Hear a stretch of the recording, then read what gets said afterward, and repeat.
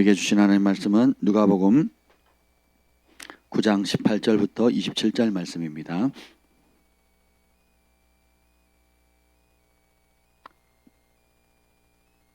누가복음 9장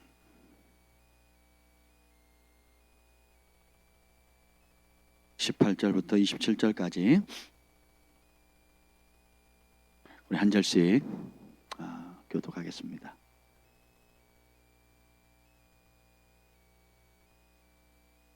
누가복음 9장 18절입니다.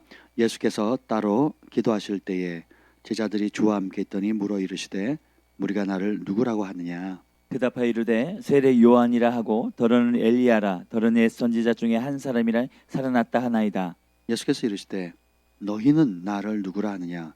베드로가 대답하여 이르되 하나님의 그리스도시니이다 하니 경고하사 이 말을 아무에게도 이르지 말라 명하시고 이르시되 인자가 많은 고난을 받고 장로들과 제사장들과 서기관들에게 버림받아 죽임을 당하고 제3일에 살아나야 하리라 하시고 또 무리에게 이르시되 아무든지 나를 따라오려거든 자기를 부인하고 날마다 제 십자가를 지고 나를 따를 것이니라. 누구든지 제 목숨을 구원하고자 하면 잃을 것이요 누구든지 나를 위하여 목숨을 잃으면 구원하리라. 사람이 만일 온 천하를 얻고도 자기를 잃든지 빼앗기든지 하면 무엇이 유익하리요. 누구든지 나와 내 말을 부끄러워하면 인자도 자기와 아버지와 거룩한 천사들의 영광으로 올 때에 그 사람을 부끄러워하리라. 내가 참으로 너희에게 이르노니 여기 서 있는 사람 중에 죽기 전에 하나님의 나라를 볼 자들도 있느니라. 아멘. 성령 하나님 감사합니다. 오늘도 우리가 말씀 앞에 설 수 있는 은혜와 건강과 환경과 여건과 믿음을 주셔서 감사합니다. 이 밤에 주님의 말씀 앞에 우리가 설 때에 성령의 빛과 불과 능력과 역사로 하나님 이 말씀의 가치를 발견하게 하시고 이 말씀이 주는 모든 혜택을 누리게 하여 주시옵소서. 이 시간에도 실시간에 원근 각처에서 또 특별히 오늘 또 아틀란타에서 또 말씀을 듣습니다. 모든 대전과 전국 각처에서 예배드리는 말레이시아와 또 미국에서 예배드리는 모든 주의 백성들 위해 성령께서 주님 이 시간에 찾아가시고 방문하시고 말씀하시고 치유하시고 힘주시고 소망 주시고 길을 인도하여 주시옵소서. 성령님 오늘 우리를 사로잡아 주옵소서. 예수님의 이름으로 기도합니다. 아멘. 할렐루야. 오늘 우리가 수요일은 계속해서 이 천국복음 둘째 날 화요일 그 23번부터 오늘 마지막까지 보도록 하겠습니다. 특별히 23번에 보면 그렇다면 누가 구원을 받습니까? 라는 제목인데요. 우리가 이 땅에서 있으면 좋고 뭐 없으면 그만이고 혹은 반드시 있어야만 하는 아주 중요한 것들이 있죠. 예, 가치의 무게가 다 다릅니다. 이쑤시개는 몇 번 써요? 한 번 쓰고 버립니다. 여러분이 화장실에 가서 용변 보고 난 그 화장지는 몇 번 씁니까? 향기 나는 화장지도 있잖아요. 그죠? 요즘 화장지 그 향기 뭐 하잖아요. 그죠? 오래됐죠? 향기 나니까 아까우니까 용변 본 거 닦아난 다음에 좀 어떻게 좀 수습이 안 되겠죠? 예. 근데 우리가 평생 놓치지 말아야 할 것들이 있어요. 그게 뭐냐면 가족들. 그죠? 죽는 날 못 찾습니까? 통장 가져와라, 땅 문서 가져와라, 또 뭐 아니면 내가 이러놓은 상장 좀 가져와 봐라. 그러지 않죠? 죽기 전에 누구 찾습니까? 대부분 가족들 찾죠. 자녀는 부모를 찾고 부모는 자식을 찾고. 그렇죠? 왜 찾을까요? 가장 소중하니까. 다시 못 볼 거니까. 그래서 마지막으로 가장 소중하게 여기는 것. 결혼 반지 가져와라 이럴 사람이 몇이나 되겠습니까? 그렇죠? 예, 금고 문 좀 열어봐라 이럴 사람이 없어요. 근데 그걸 언제 깨달아요? 죽을 때 깨닫거든요. 근데 이 죽음이 끝나면 괜찮겠는데 따라서 죽음은 끝이 아니다. 새로운 출발이다. 어디서 출발할 거냐가 이게 문제예요. 그러니까 천국에서 출발할 거냐 지옥에서 출발할 거냐 그건 죽을 때 결정되는 게 아니에요. 오늘 결정됩니다. 지금 결정되는 거예요. 지금 내가 누구와 함께 하기를 즐거워하느냐 누구의 통치를 받기를 즐거워하느냐 지금 내가 누구의 종이냐 누가 내 삶의 주인이냐 내가 오늘 주인으로 모시고 있는 그분과 함께 매일을 살다가 여러분이 인생의 정한 기간이 다 마치는 그날까지 주인으로 삼았던 그분과 함께 가는 거예요. 죄를 사랑하면 죄의 종으로 살다가 죄가 있는 곳으로 가게 되고, 욕심과 명예와 탐심을 사랑하게 되면 욕심과 명예와 탐심을 꿈꾸는 그 길을 가다가 욕심과 탐심의 영이 있는 그 영과 함께 영원을 보내게 되는 겁니다. 그런데 우리를 위해서 십자가에 죽으신 예수 그리스도, 피값으로 우리를 사신 그분의 가치를 알아서, 예수님의 가치를 알고 예수님의 왕되심, 주되심을 인정하고, 하루의 인생의 목적, 뭐 장대하게 원대하게 큰 꿈이 아니고 오늘 하루를 살아가야 할 이유가 뭐예요? 예수님과 동행하는 거예요. 그렇게 하루하루 살아가는 겁니다. 내가 공부하는 이유도 뭐예요? 출세하려고 아니에요.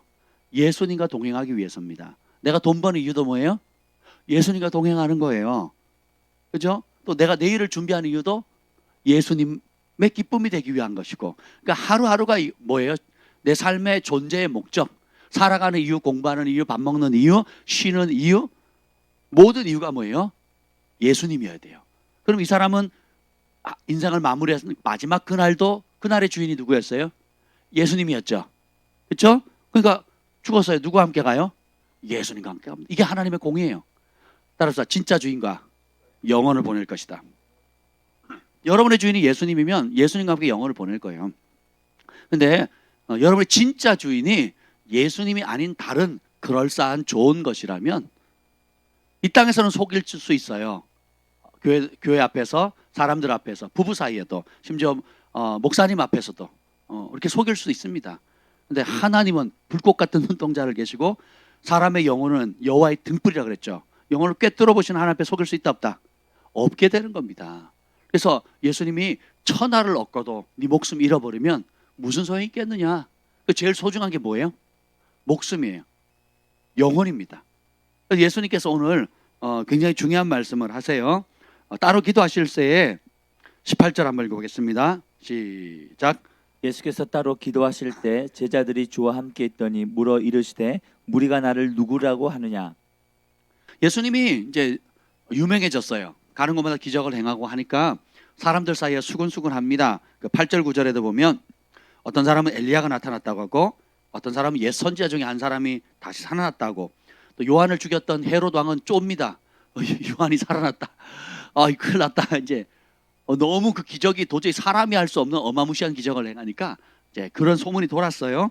그 사도들을 예수님께서 둘씩 짝지어서 보내니까 가서 이 사도들이 병을 고칩니다. 제자들이 막 병을 고쳐요. 그걸 보고하고 돌아왔습니다. 그러니까 예수님도 인기가 최고치죠.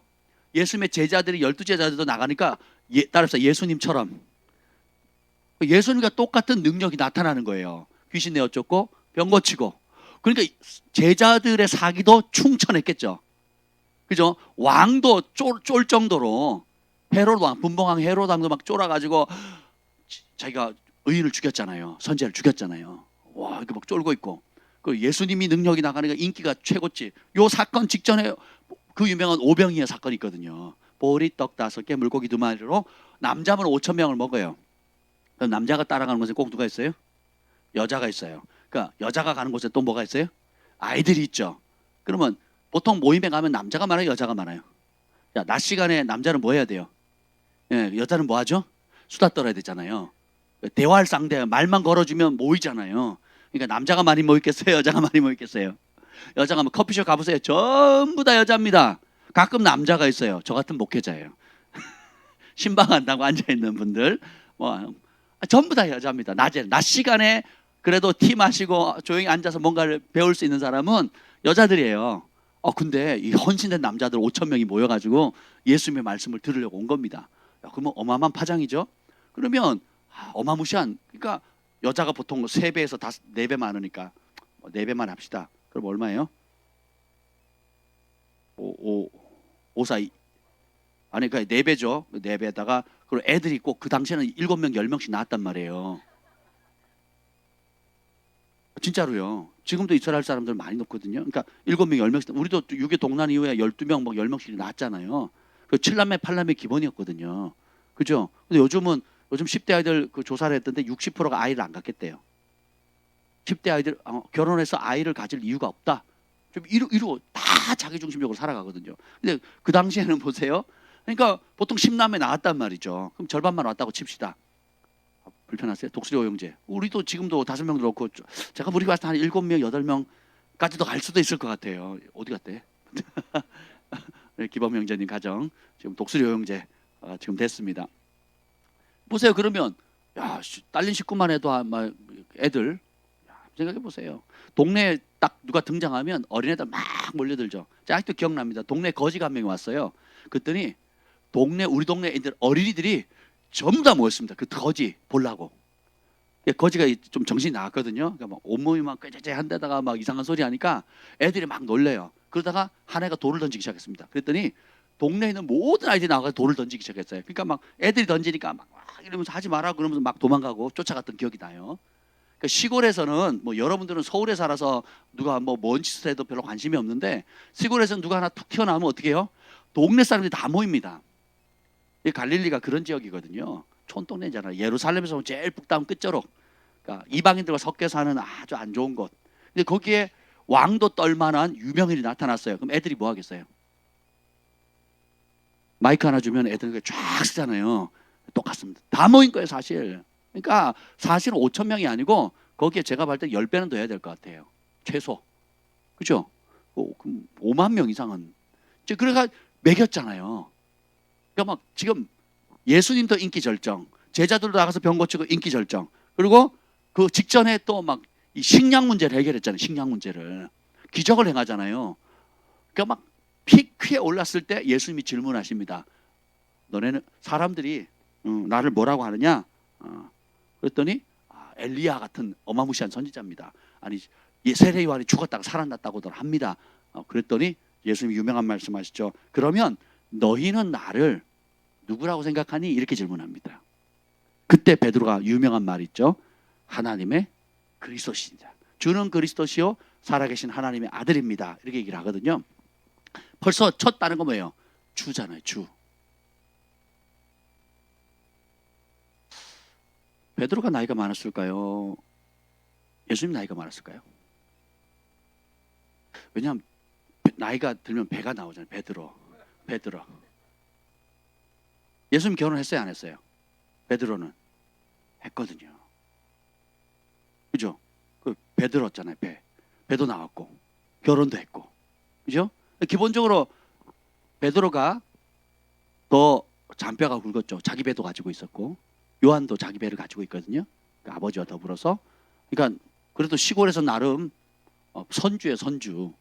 예나 지금이나 이 배 갖고 뭐 있는 사람 드물죠. 잘 살았다는 거예요.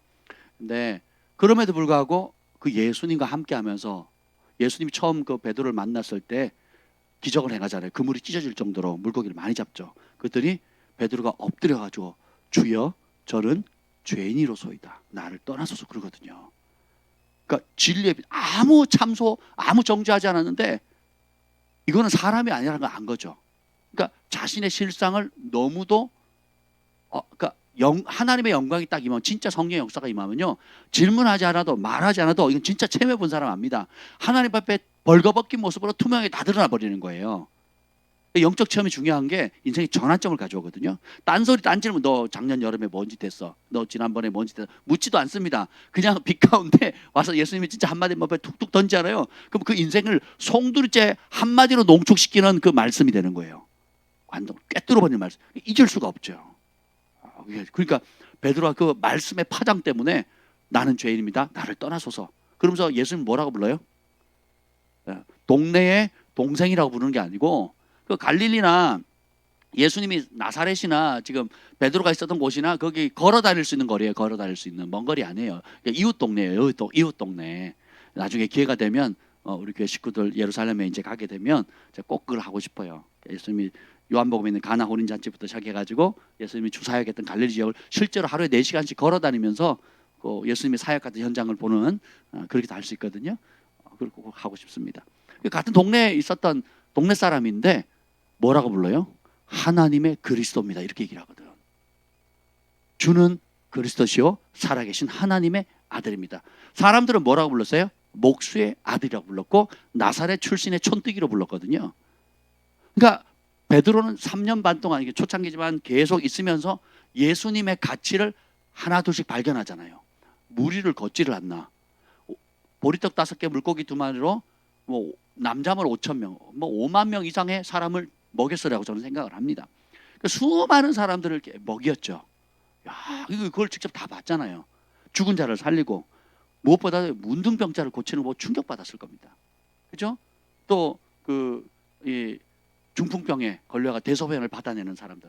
여러분 중풍병 그러니까 사지가 마비된 사람들 보면 죽음의 냄새, 썩은 냄새, 그리고 온갖 냄새들 나 사망의 냄새가 있거든요. 중환자들은 그러니까 죽음이 둘러싸여 있는 듯한 냄새가 나요. 예. 그래서 또 씻지 못한 것도 있고 뭐 여러 가지 그 냄새가 그 악취가 사망의 냄새가 나거든요. 그러니까 어떤 은유적인 영적인 표현이 아니고 실제로 죽음의 냄새가 나거든요.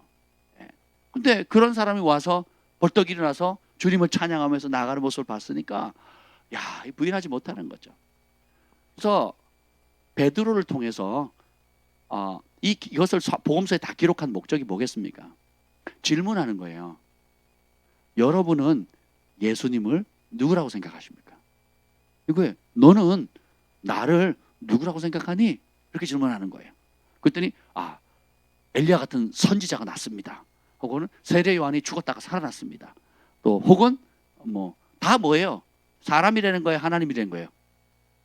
사람이라는 거잖아요.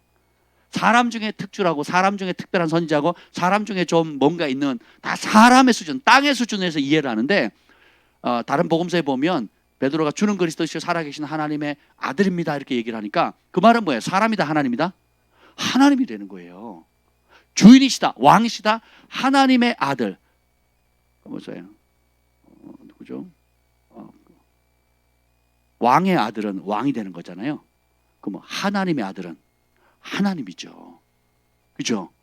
그러니까 그랬더니 예수님 그럽니다. 바요나 시모나 네가 복이 있도다. 이것을 알게 한 것은 혈과 육, 지식이나 경험이 아니고 하늘에 계신 아버지께서 알려주셨다는 게 뭘로? 계시로. 계시의 뜻이 뭐예요? 감추인 것이 드러난다는 뜻인 거잖아요. 그러니까 하나님이 알려주지 않으면 알 수 없는 그것을 알려줬는데 그게 뭐예요? 예수님의 가치입니다. 예수님의 가치가 뭐예요? 하나님의 그리스도예요. 하나님이 친히 인정하시는 기름 부음 받은 왕이라는 뜻입니다. 할렐루야. 우리가 제가 새벽 예배를 하면서 계속 드는 질문이 뭐냐면 아주 단순한 질문이에요. 내가 진짜 믿는, 여러분 믿죠? 예수 믿죠? 믿는 사람이잖아요. 근데 내가 진짜 믿고 있는 거 맞나? 이런 생각이 들어요. 진짜 믿으면 내가 이렇게 살 수 있을까? 진짜 말씀을 믿고 예수님 살아계시고 부활하셨고 지금도 함께 하시고 영원토록 나의 하나님이시고 나를 떠나지 않고 이 성경에 기록되어 있는 구약과 신약 요한계시록까지 한결같이 역사하시는 또 오늘도 세계를 주관하시는 그 하나님의 역사가 살아계신 것을 살아계신 주님을 진짜 믿고 있는가? 그분이 의와 절제와 장차올 심판의 복음을 통해서 영원한 인생의 결산할 날을 준비하고 있고 창세기로부터 준비된 아버지의 그 잔치, 혼인 잔치 자리에 그 잔치 자리에 우리를 부르시고 깨어 있는 신부로 정결한 신부로 준비하기를 원하시는데 정말 내가 그걸 믿고 준비를 하고 있는가? 아주 기본적인 질문을 저 자신에게 던지게 되더라고요. 그리고 그분이 주신 성령으로 충만하라 그랬는데 내가 성령님의 가치는 또 얼마나 생각하고 있을까? 예수님이 성령을 주기 위해서 그냥 옛다 하나 그냥 덤을 하나 줄게 이렇게 준 게 아니잖아요. 피 흘리시고 죽으셨다가 부활하셔서 그거 받기 위해서 33년 동안 공생애 하시고 처참하게 피 흘리시고 고통 받으시고 그 피값으로 사망 권세를 이기고 아버지의 약속하신 걸 받아서 우리 믿는 사람에게 주신 거잖아요. 그러면 그 가치가 어마무시한 거잖아요. 근데 그 가치대로 너무 머리로만 이해하는, 교리적으로만 알고 있는 것 같은 거예요. 실제로 내가 그 가치를 알고 감사하지도 못하고 그 가치대로 누리지도 못하고 마치 우리 영빈이가 제가 예전에 법인카드 얘기를 하니까 그렇게 은혜가 됐대요. 법인카드가 회사에 줬는데 주머니만 넣어놓고 혹은 장롱 속에 처박아 놓고 책상 속에 집어넣고는 쓰질 않으면 누구 손에? 예. 회사 일할 때 법인카드 쓰면 그냥 막 회사 일만 막 쓰면 되잖아요. 그거 안 쓰고 그냥 굽고 다니고 걸어 다니고 고생하고 이러면 얼마나 그렇습니까? 그러니까 법인카드하고 비교도 안 되는 하나님 전 존재를 우리에게 주셨는데 그 가치를 우리가 너무 가볍게 여기고 가치를 모르니까 잘 사용하지 않는 거죠. 여러분, 남자가 휴대폰 쓰는 거랑 여자가 휴대폰을 쓰는 거랑 다르죠? 너무 어렵나요? 남자가 컴퓨터 쓰는 거랑 남자가 맥북을 쓰는 거랑 여자에게 맥북을 쓰면 일반적으로 어떻습니까? 반응이 잘 안 돼요. 남자에게 Z 폴드 2를 사줬고요. 자매 여자들에게 Z 폴드 2를 썼어요. 여자는 뭐 했을까요? 카톡하고 전화는 됐습니다. 남자는요? 잘 모르시겠어요? 안 받아보셔가지고 일단 2채널로 띄워놓고 그리고 이 작업을 하면서 동시에 저 작업을 하면서 그걸로 사진도 찍고 편집도 하고 또 그걸로 뭘 어떻게 하면서 온갖 것들을 다 합니다. 활용도가 훨씬 높죠. 왜냐하면 여자들은 일반적으로 기계가 자기가 만지면 다 부서지고 고장날 거라는 두려움을 가지고 있더라고요. 그렇잖아요. 노트북도 괜히 눌렀다가 다 지워버리고 막 한두 번 지워서 날려버리면 설정 이래가지고 딜레트 할까요 말까요 아무거나 눌렀더니 싹 날아가 버리고 막 이렇게 한 두세 번 당하면 손 대요 안 돼요? 그러니까 맥북을 주든 뭐 10만 원짜리 중고 뭐 그걸 주든 똑같아. 휴대폰도 200만 원짜리 뭐 최신형 Z 폴드 2를 주든 아니면 중고 그냥 그렇게 통화만 되는 걸 주든 별 차이가 없어요. 카톡만 되면 돼. 카톡만. 아무 지장 없이 살거든요.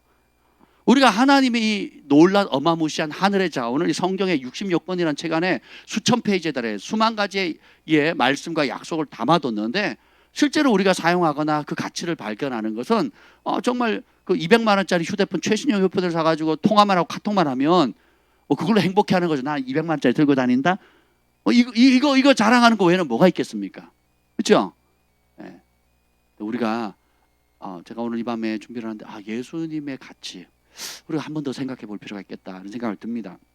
그리고 실제로 제가 이렇게 썼어요. 예수님의 가치를 발견한 만큼 진심으로 믿고 의지하게 됩니다. 아멘. 그래서 오늘 그 23번의 질문이 뭐예요? 그렇다면 누가 구원을 받습니까? 누가복음 9장 24절. 누구든지 제 목숨을 구원하고자 하면 잃을 것이요 누구든지 나를 위하여 제 목숨을 잃으면 구원하리라. 자, 구원의 문제를 얘기하는데 여러분 전도지로 전도하는 구원하고 예수님이 말씀하시는 구원하고 같아요, 틀려요? 아직도 같다고 느끼면 여러분 심각한 겁니다. 우리가 전도할 때는 단기간 내에 복음의 핵심을 아주 간단 명료하게 전하기 위해서 전하는 건데 그걸 그 짧은 시간 다 담을 수 있어요, 없어요? 없으니까 핵심만 탁탁탁 얘기를 하는 거예요. 그래서 접촉점을 가지고 그러니까 건강한 교회 오셔서 그 마지막 양성은 뭐예요? 건강한 교회 와가지고 교회 다니면서 지도를 받으셔서 성경 공부를 하는 자리에 오세요 하고 이렇게 초청을 하잖아요. 그렇죠? 접촉점이고 세상과 교회를 연결하는 어떤 그런 연결고리로 사용하는 거지 전도지로 구원받을 수 있는 게 아니에요.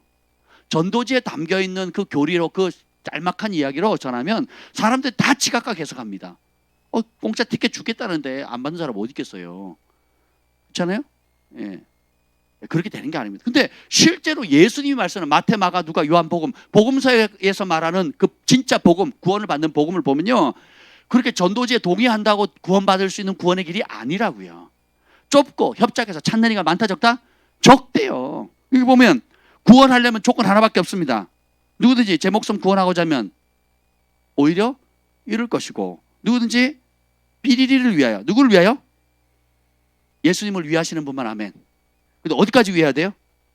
목숨을 거는 데까지. 이게 왜 이렇게 조건이 많아? 좁은 길 가야 된대. 자기를 부인해야 된대. 자기 십자가를 져야 된대. 목숨 버려야 된대. 지 목숨 챙기면 생계, 밥벌이 그리고 제가 자자자 얘기했잖아요. 자자자. 이스라엘 백성들이 40년 동안 광야에서 1세대나 2세대나 다 무너진 게 뭐예요? 자자자라 그러죠. 자자자.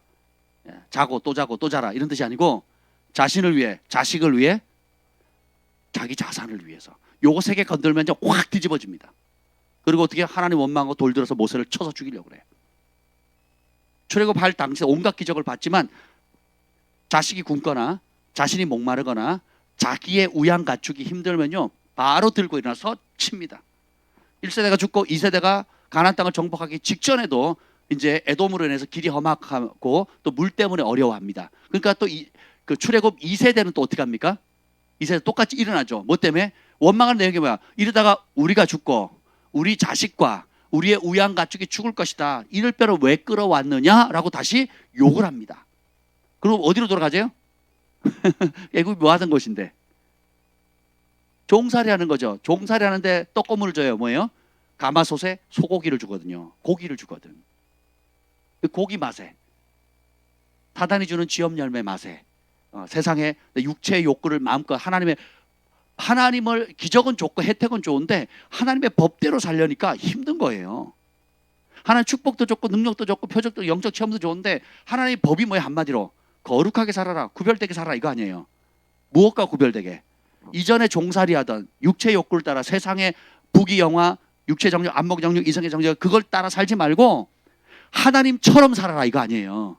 하나님의 자녀답게 살아라, 이거 아닙니까? 하나님의 영, 구름기둥 불기둥을 따라 하나님과 함께 하나님을 예배하고 하나님만을 사랑하는 길, 거룩한 길, 정결한 길, 순결한 길 가라는 거 아니에요. 그건 싫은 거예요.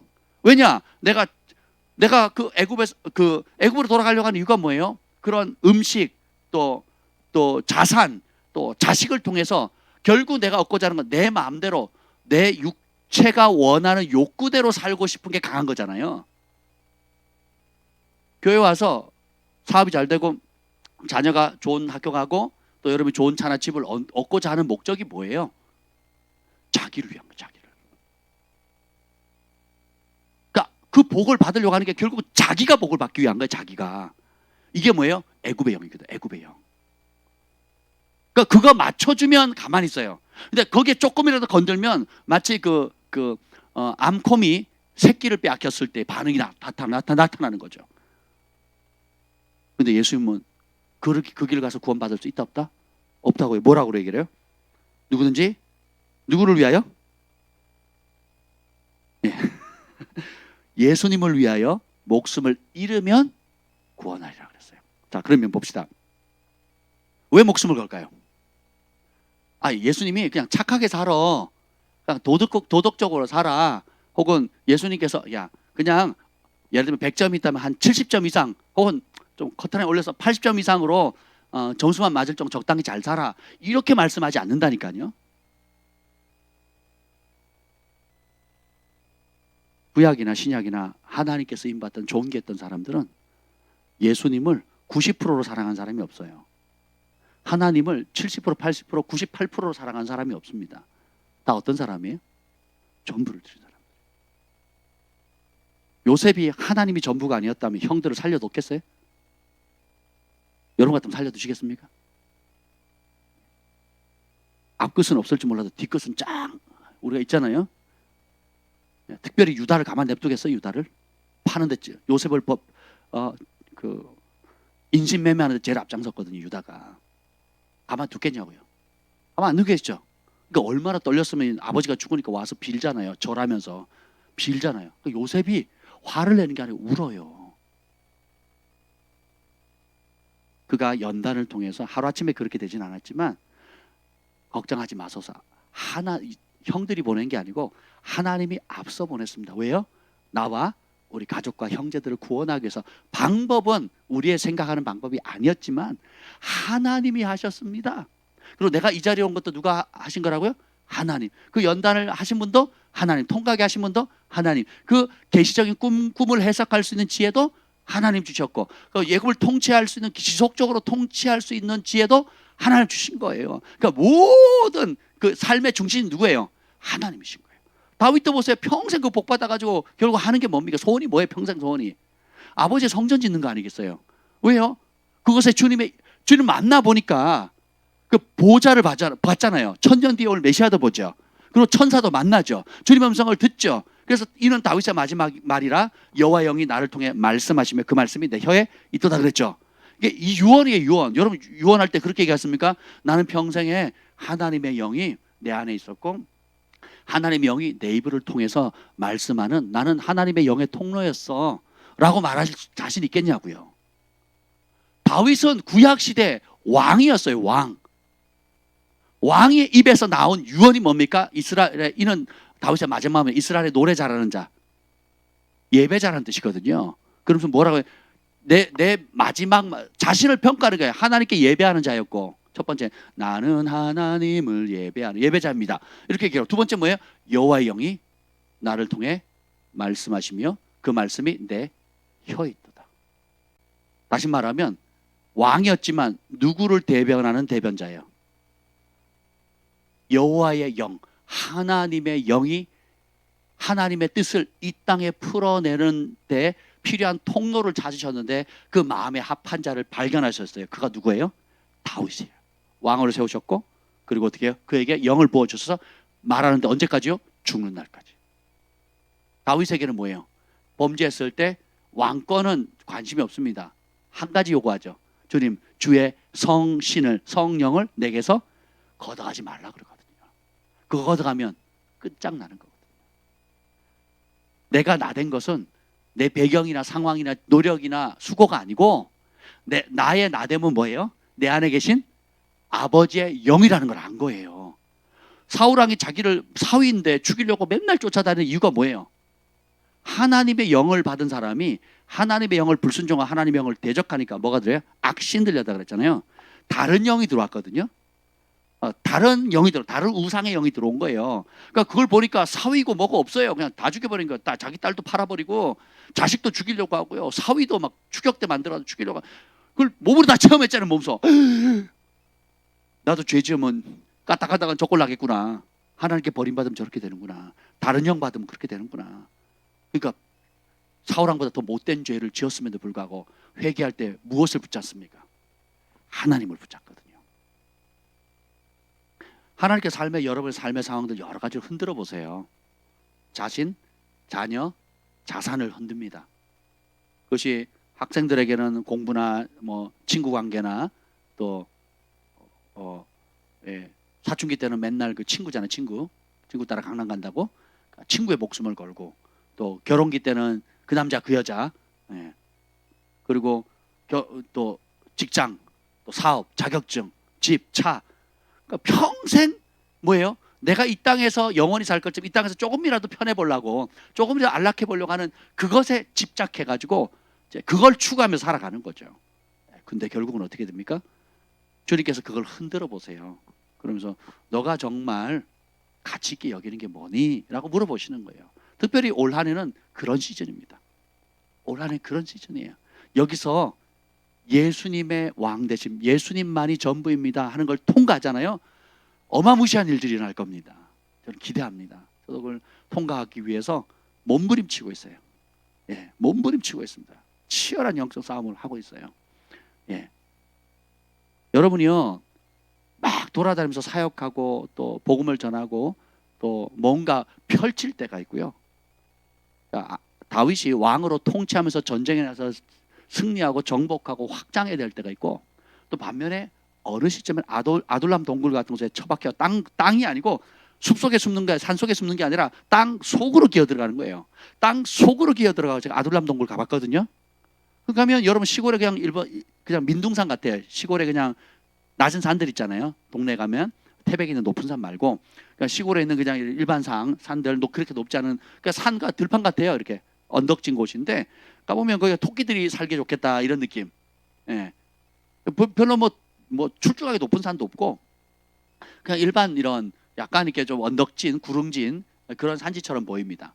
근데 가보면 출입구는 안 보이는데 이렇게 숲이 우거진 곳, 잡목들이 우거진 요렇게 잡목이 우거진 그 뒤에 바위 보면 그 조그마한 틈이 하나 보여요. 마치 우리 시골에 하면 토끼굴이나 혹은 그 들짐승들이 파놓은 굴처럼 그런 굴이 보여요. 거기가 뭐예요? 아둘람 동굴이에요. 입구는 그렇게 작아요. 작은데 들어가죠. 그러면 진짜 한 사람이 겨우 끼어가면 엉덩이 큰 사람 껴요. 일부러 거기 집어넣더라고요. 제가 껴가지고 깜깜한 불도 없거든요. 꼈는데 뭐가 잡아당기는 것 같아요. 악령이 잡아대는 것처럼 막 쫄아가지고, 근데 이게 겨우 빼서 빠져나왔는데 그래서 몇 번 꺾어버리면 못 쫓아가는 거죠. 그러니까 군인들이 들어와도 한 사람 겨우 들어오는 거예요. 들어오면 목만 탁 채면 그냥 끝나잖아요. 잡으러 와도. 안 그러면 도망가든지. 근데 이게 토끼굴처럼 이렇게 한 사람 들어가는 것도 있고 뭐 10사람 들어갈 수 있는 것도 있고 넓은 곳은요 몇백 명이 들어갈 수 있는 공간도 돼요. 그래서 거기서 우리가 함께 가서 수십 명이 가서 예배 드리는데 얼마나 좋아하는지 모릅니다. 그러니까 다윗이 그냥 거기에 숨어가지고 거기서 뭐예요? 예배하고 탄식하고 주님만 남는구나. 아, 부모도 나를 못 도와주는구나. 나를 낳아준 부모도. 그리고 내 한때 절친했던 친구가 나를 배신했구나. 도울 힘이 없는 방백이나 사람 의지해서는 안 되는구나. 그래서 폭풍 속에 있던 요나나 바울이나 또 아둘람 동굴에 있었던 다윗이나 결국은 생명의 위협 앞에 정말 중차대한 그 어떤 인생의 중요한 시점에서는 누구만 남아요? 하나님만 남는 거야. 하나님. 그래서 하나님의 가치를 발견하는 겁니다. 어떤 사람 질병을 통해서, 어떤 사람 재정적인 어려움을 통해서, 어떤 사람 관계 깨어짐을 통해서, 어떤 사람은 내면의 죄를 통해서 자신의 한계를 드러내는 거예요. 그래서 그 한계 속에서 누구를 발견하라고? 예수님이 누구신가를 발견하라는 거예요. 주밖에 다른 길이 없다는 거예요. 탕자를 주님께서 그 아버지가 그냥 내보내잖아요. 재산 절반 달라고 하는 게 버릇없는 놈한테, 망나니 같은 놈한테 절반 떼주잖아요. 그 형이 얼마나 열받아 합니까?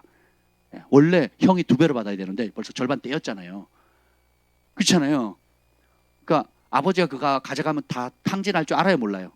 아는데 보내거든요.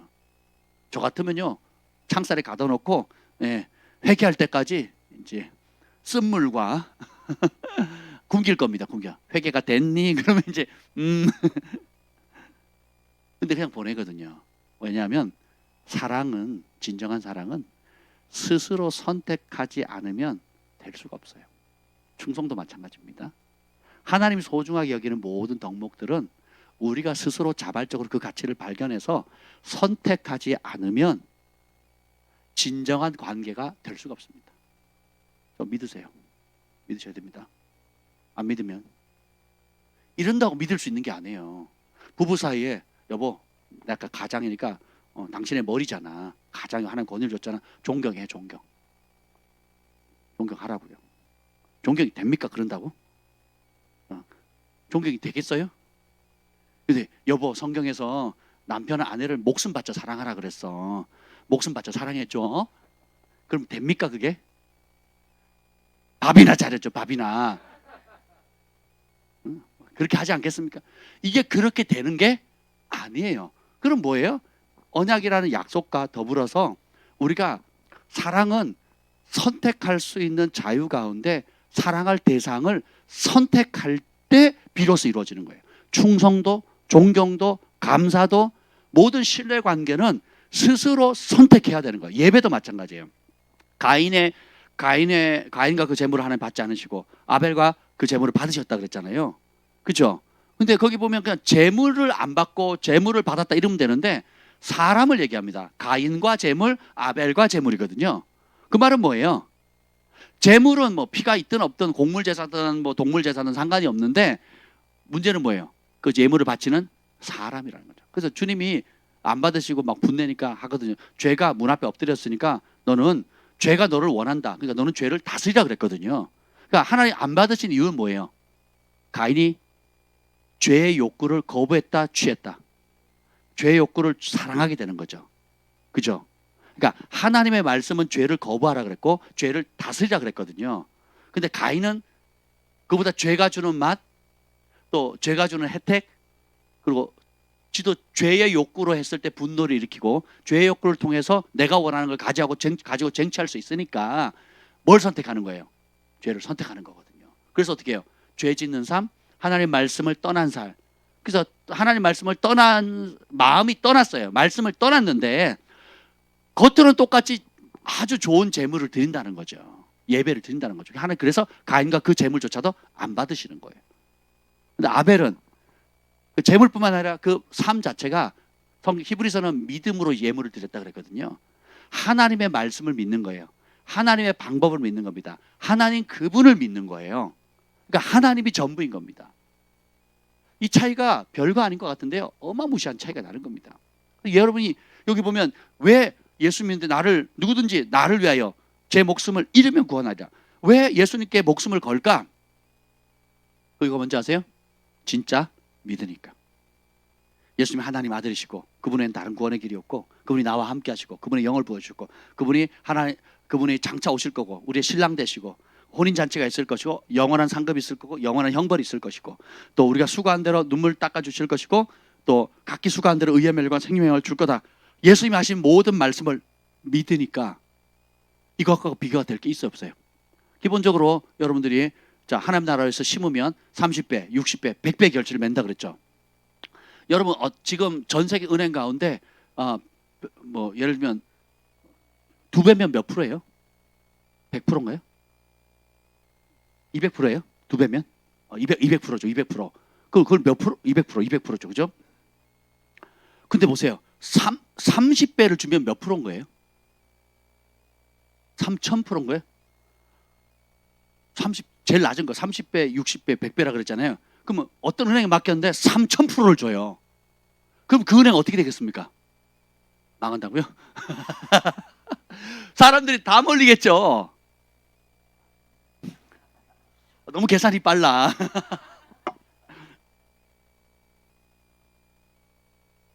예, 망합니다. 사람들이 30배 주는 은행을 믿어야 안 믿어요? 안 믿어요. 왜? 그런 은행이 없으니까.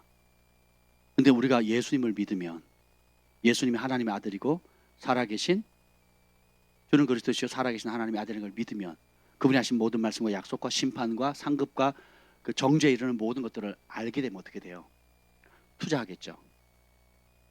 여러분이 어떤 일에 투자하는데 3000%를 얻을 수 있다 혹은 6000% 혹은 10,000%를 얻을 수 있다. 그런 사업이면 어떻게 하겠어요? 그리고 확실해. 그러면 지금 판파스 접겠죠. EV도 접고 예우랑도 접겠죠. 예우랑 지금 3000% 나옵니까?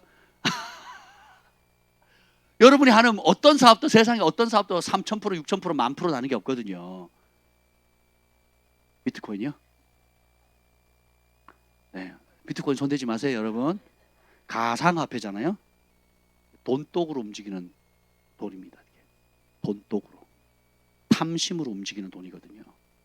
그래서 또 요즘 무슨 원래 비트코인 말고 또 무슨 코인이 있던데, 도지 코인. 그것도 그 만든 사람 이야기를 만든 사람 장난으로 만들었대요. 근데 이제 테슬라인가 이 사람이 비트코인 하는 사람이 한마디 나도 거기에 투자한다 이 한마디 그냥 팍 올라가지고 막 18,000%요? 아, 지옥 가는 길이 지옥 가는 길.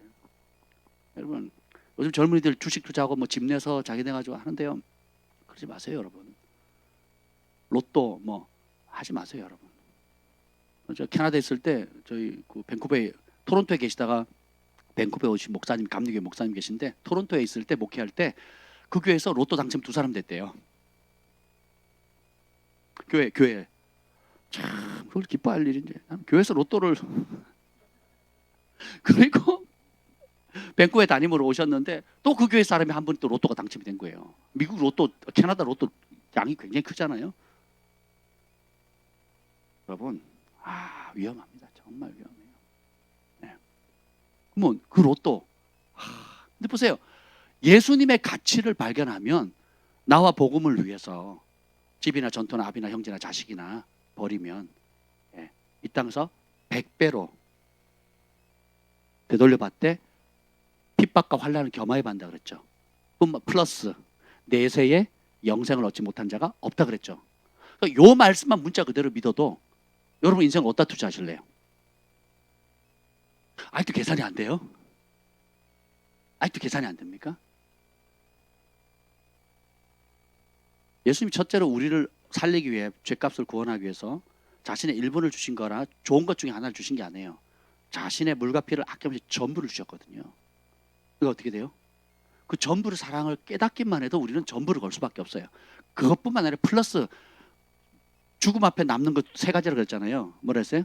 하나님, 부르심, 영혼이라 그랬잖아요. 하나님, 부르심, 영혼이 남거든요. 이 3가지를 붙들면 여러분 평생 후회하지 않습니다. 어떤 상황이든지 하나님의 편에 서겠다. 하나님 기쁨이 되겠다. 두 번째, 나를 부르신 하늘의 부르심, 나를 향한 부르심 따라가겠다. 그리고 3번째, 영혼을 살리는 일에 내가 선택하겠다. 이거 하죠. 그러면 여러분이요, 무슨 일을 해도 성공합니다. 무슨 일을 해도요, 영원히 남는 길을 갑니다. 영생의 길을 가게 돼요. 근데 하나님보다 상황이나 내 욕심, 그다음에 부르심보다 내 욕심, 그다음에 이 다른 영혼들보다 자기 자신을 위해서 살아가면 그 인생은요 처참해지는 거예요. 근데 세상의 영은 꼭 하나님 법대로 살아야 돼, 내 마음대로 살아야 되지. 부르심은 개뿔, 야 노세 젊어서 너네 네가 하고 싶은 건 다 해. 그죠? 하나님의 생육하고 번성하고 땅에 충만한 이 법도 안 지키잖아요. 그죠?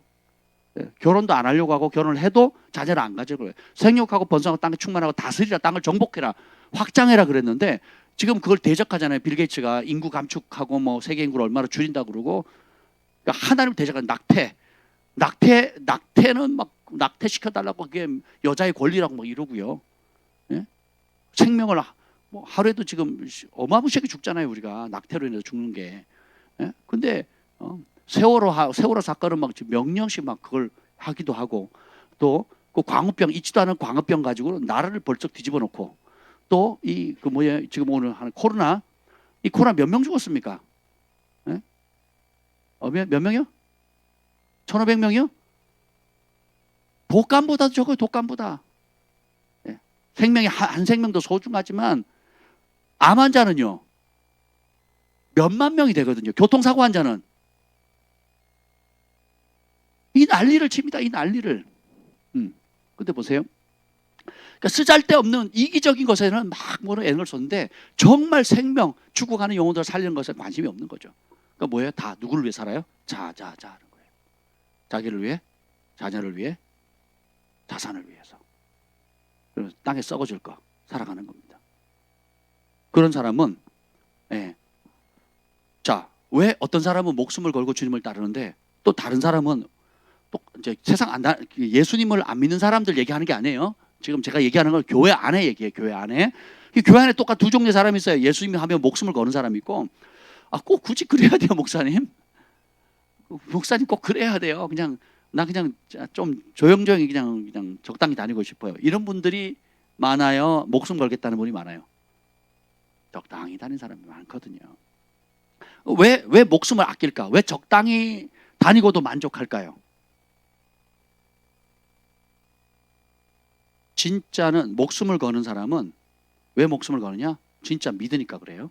그럼 목숨을 안 거는 사람은 왜 그럴까요? 아니요. 진짜 다른 것을 믿어요.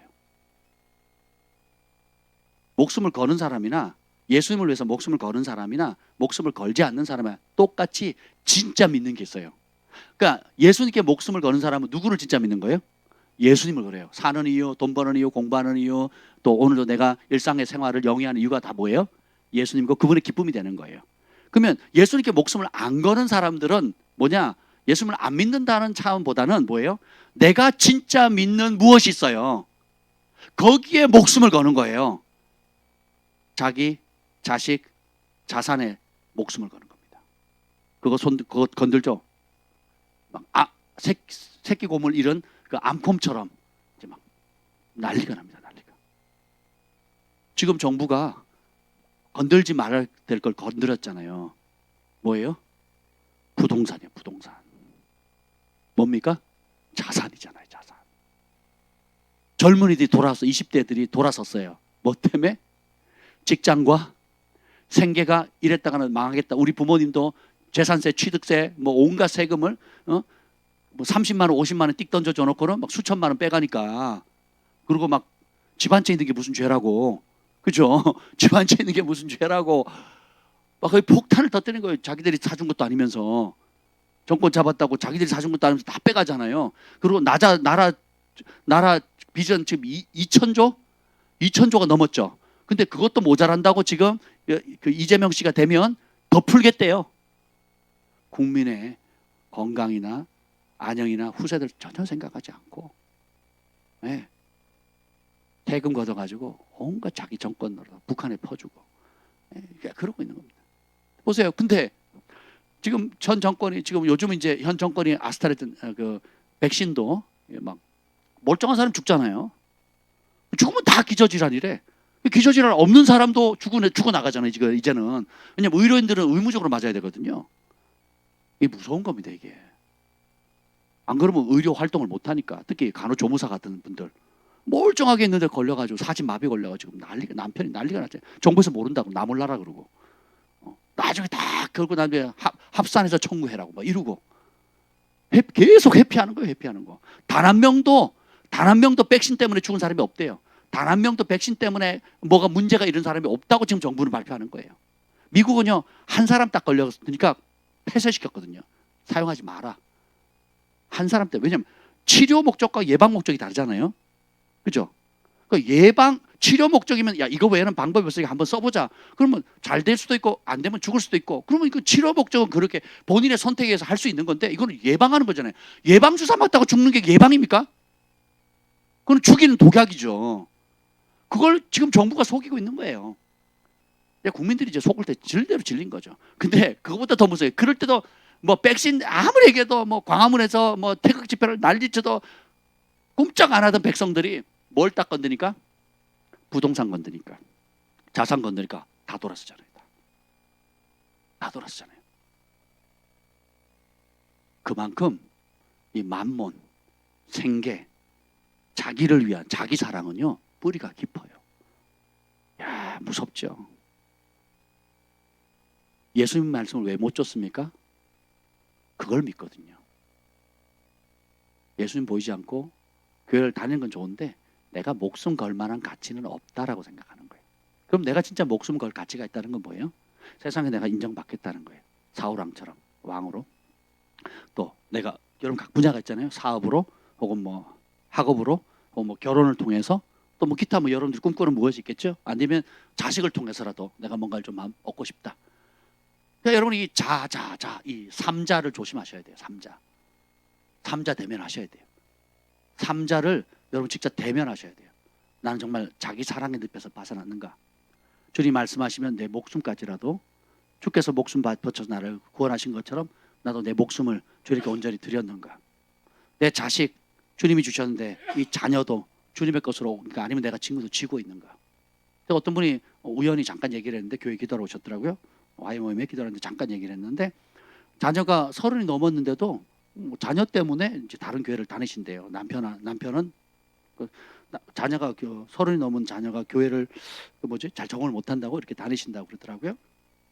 그래서 부부가 떨어져서 교회를 다녀요. 그래서 엄마가 그 아이가 믿음이 없으니까 이제 그걸 돌봐준다고 이제 그래서 한다고 나이가 몇 살이면 그때 30이 넘었대요. 아마 생각하고 직장도 다니고 돈도 잘 벌고. 그래서 제가 그러시면 안 된다고 그랬죠. 자식하고 결혼한 게 아니잖아요. 주님의 말씀은 뭐예요? 부부가 남자가 부모를 떠나서 아내와 하나 돼서 한 몸이라고 그랬잖아요. 떨어지면 안 되는 거거든요. 기러기 가정대로 찢어나. 이게 뭐예요? 자식이 우상이 되는 거거든요. 그리고 또 신앙을 핑계로 해가지고 부부 사이에 또 떨어집니다. 또 어떻게 돼? 그것도 우상이 되는 거죠. 특수한 상황이 있을 수 있어요. 특수한 상황이 있을 수 있는데 보면 어떻게 해요? 결국은 자식이 우상이 되는 거예요. 자식. 이걸 언제가? 결혼하면 어떻게 되냐? 결혼하면 그 아들이 누구를 의지하겠어요? 아내랑 문제랑 해결하려고 하겠어요? 어려움이 터지면 누구를 의지하겠어요? 엄마 의지하는 거예요. 또 엄마가 자식 어렵다 그러면 가만히 있겠어요? 남편 팽개치고 얼마나 달려가가지고 이제 그쪽 문제 해결해 주려고 그러겠죠. 심각해지는 겁니다. 소울타이라고 하잖아요. 소울타이. 심리학적 용어로 혼의 묶임이 생기는 거거든요. 굉장히 주의해야 되는 겁니다. 굉장히 주의해야 되는 거예요. 결국은 뭐예요? 자식도 우상이 되고 그 다음에 안 되면 뭐예요? 이제 좀 살만한 사람이나 혹은 돈 맛을 알거나 혹은 돈에 대해서 너무 힘겨운 사람, 돈에 빚이 있거나 돈 때문에 망했거나 돈 때문에 어려움을 당하는 사람들은 다 어떻게 소양 우양 가척이 자기 자산에 그냥 확 묶여 있습니다. 그래서 젊은이들이 땀 안 흘리고 고생 안 하려고 공무원 하려고 한다든지 혹은 비트코인이라든지 또 로또라든지 투기성 그런 거 있죠. 예. 부동산도 투기성으로 하고 그러니까 필요해서 사는 걸 누가 뭐라 그랬습니까? 예. 근데 그렇게 하지 않고 다 투기하는 거예요. 그래서 정말 내가 목숨 걸 일은 내 인생을 책임져 줄 게 뭐다? 자식 아니면 자산이라는 거예요. 이게 깨져야 됩니다. 그럼 삼자 대면 하셔야 돼요. 그래서 진짜 내 주인이 난가 예수님인가? 자식인가 예수님인가? 자산인가 예수님인가? 정리하셔야 돼요. 그래서 이걸 어떻게 해요? 나를 위하여 목숨을 버려야 돼요. 결국은 사랑은 뭐예요? 사랑하는 대상을 위해서 말도 안 되게 아낌없이 주는 겁니다. 여러분 자식들 사랑하잖아요. 그냥 말도 안 되는 걸 주는 거거든요. 저는 제가 우리 아이들 필요한 거를 사주거나 뭘 갖고 싶다 그러면 해주는 게 그렇게 행복하더라고요. 예, 뭘 갖고 싶대요. 그러면 제가 찾아봅니다. 찾아보고 이렇게 저가, 중저가, 그 다음에 고가가 있어요. 뭐 고가는 사기가 좀 그렇잖아요. 예, 그러면 이제 또 그 중고 마트 같은데 가면 이제 고가 사양인데 저렴한 가격에 나오는 것들 있잖아요. 아니면 또 뭐 기회가 있으면 또 뭐 여건만 되면 또 새 것으로 좋은 것이 있으면 주고 싶어 하잖아요. 예. 우리가 사랑하면 사랑하는 것에 대해서 뭘 주는 것에 아까워하지 않습니다. 제가 아는 어떤 그 찬양하는 자매님이었는데 아버지가 콩팥이 양쪽 다 기능이 마비돼 버린 거예요. 그래서 기증을 받으려는데 누가 기증해 줍니까? 결국 찾다가 가족들 가운데 찾다가 자기가 맞다는 거 알았어요. 그래가지고 그 자매가 시집도 안 갔는데 손을 들고 내가 그 콩팥을 떼겠다고. 그래서 수술 때 아빠와 딸이 같이 누운 겁니다. 그래가지고 딸의 그 콩팥을 떼서 아빠에게 준 거죠. 그래서 그것을 안 줬으면 아빠는 죽는 겁니다. 그러니까 이 아빠가 딸을 향한 마음이 어떻겠습니까? 그리고 딸은 아빠를 얼마나 사랑했으면 콩팥이 뭐 3개, 4개 있는 게 아니잖아요. 콩팥을 왜 2개 줬을까요? 네? 균형을 잘 잡으라고. 2개가 있어야 기능이 균형을 이루니까 그런 거 아니겠습니까? 여러분 눈을 왜 한 짝만 주시지 2짝을 줬을까요? 2개가 있어야 기능을 제대로 하는 거잖아요. 팔도 그렇고. 그죠? 한쪽 팔만 있어서 생활은 되지만 많이 불편하잖아요. 2다리를 준 것도, 그러니까 2 콩팥을 준 것도 이게 균형을 맞추라고 준 거잖아요. 제가 의학적인 건 잘 모르지만, 그리고 여러분 맹장 떼잖아요. 맹장. 그 아무 쓸모 없다고 떼도 된다 그러죠. 그런 게 아닙니다, 여러분. 우리 의학이 다 발견하지 못한 것들이 많거든요. 쓸데없이 준 게 아무것도 없어요, 여러분. 잘 아셔야 됩니다. 근데 보세요, 그 콩팥을 떼가지고 아버지에게 주니까 아빠와 이 딸의 이 관계는 그 어떤 것으로도 끊을 수 없는 끈끈한 사랑으로 연결되는 거죠. 근데 딸이 자원해서 그걸 하더라고요. 자원해서. 아빠가 야, 너 뭐 필요해? 그래? 집이 필요해? 그럼 내 집 사줄 테니까 콩팥 하나 좀 제발 좀 떼줄래? 뭐 이러면 피곤해지는 거 아니겠습니까? 그럼 딸이 그럽니다. 나 콩팥 떼면 아빠 나 시집 못 가. 시집 누가 나 콩팥 뗀 사람, 콩팥 한쪽밖에 없는 사람한테 시집 올라 그러겠어? 시집이 아니지. 시집 맞나요? 장가 올라 그러겠어? 안 돼. 아빠 그냥 죽어. 아빠 죽고 나는 나름대로 잘 살 만큼 사셨잖아. 살 만큼 살았고 내가 나를 이만큼 키워놨으면 됐잖아. 죽어 그냥. 유산이나 좀 잘 남겨 내 앞으로 이제. 이러면 이상하잖아요. 그러니까 아빠가 또 그럽니다. 야, 그러면 내가 엄마 몰래 숨겨놓은 자산이 저기 땅 문서 10,000평 있는데 그거 줄 테니까 한쪽만 줄래? 이렇게 딜을 계속 한다 그러면 이게 얼마나 이게 이상합니까? 근데 아무 조건 없잖아요. 그냥 아무 조건 없이 아빠를 살릴 수 있다면, 그 생명을 살릴 수 있다면 그거 주겠다는 거거든요. 이게 사랑입니다, 사랑. 마음으로 깨달았거든요. 아빠의 사랑의 가치. 그럼 그 아빠가 그 딸의 콩팥을 떼서라도 자신의 생명을 유지하겠다고 할 때 이 남은 목숨을 어떻게 살겠어요? 누구를 위해 살겠습니까? 그 시간의 가치, 건강의 가치, 지금 내가 몸 안에 있는 이 장기의 가치를 어떻게 생각하겠어요? 그 딸을 생각할 때 어떤 마음으로 대할까요? 주님이 우리에게 목숨 바쳐서 우리의 핏값을 사셨잖아요. 근데 그 가치를 진짜 알 수 있는 은혜가 있기를 축복합니다. 성령께서 비춰주셔야 돼요.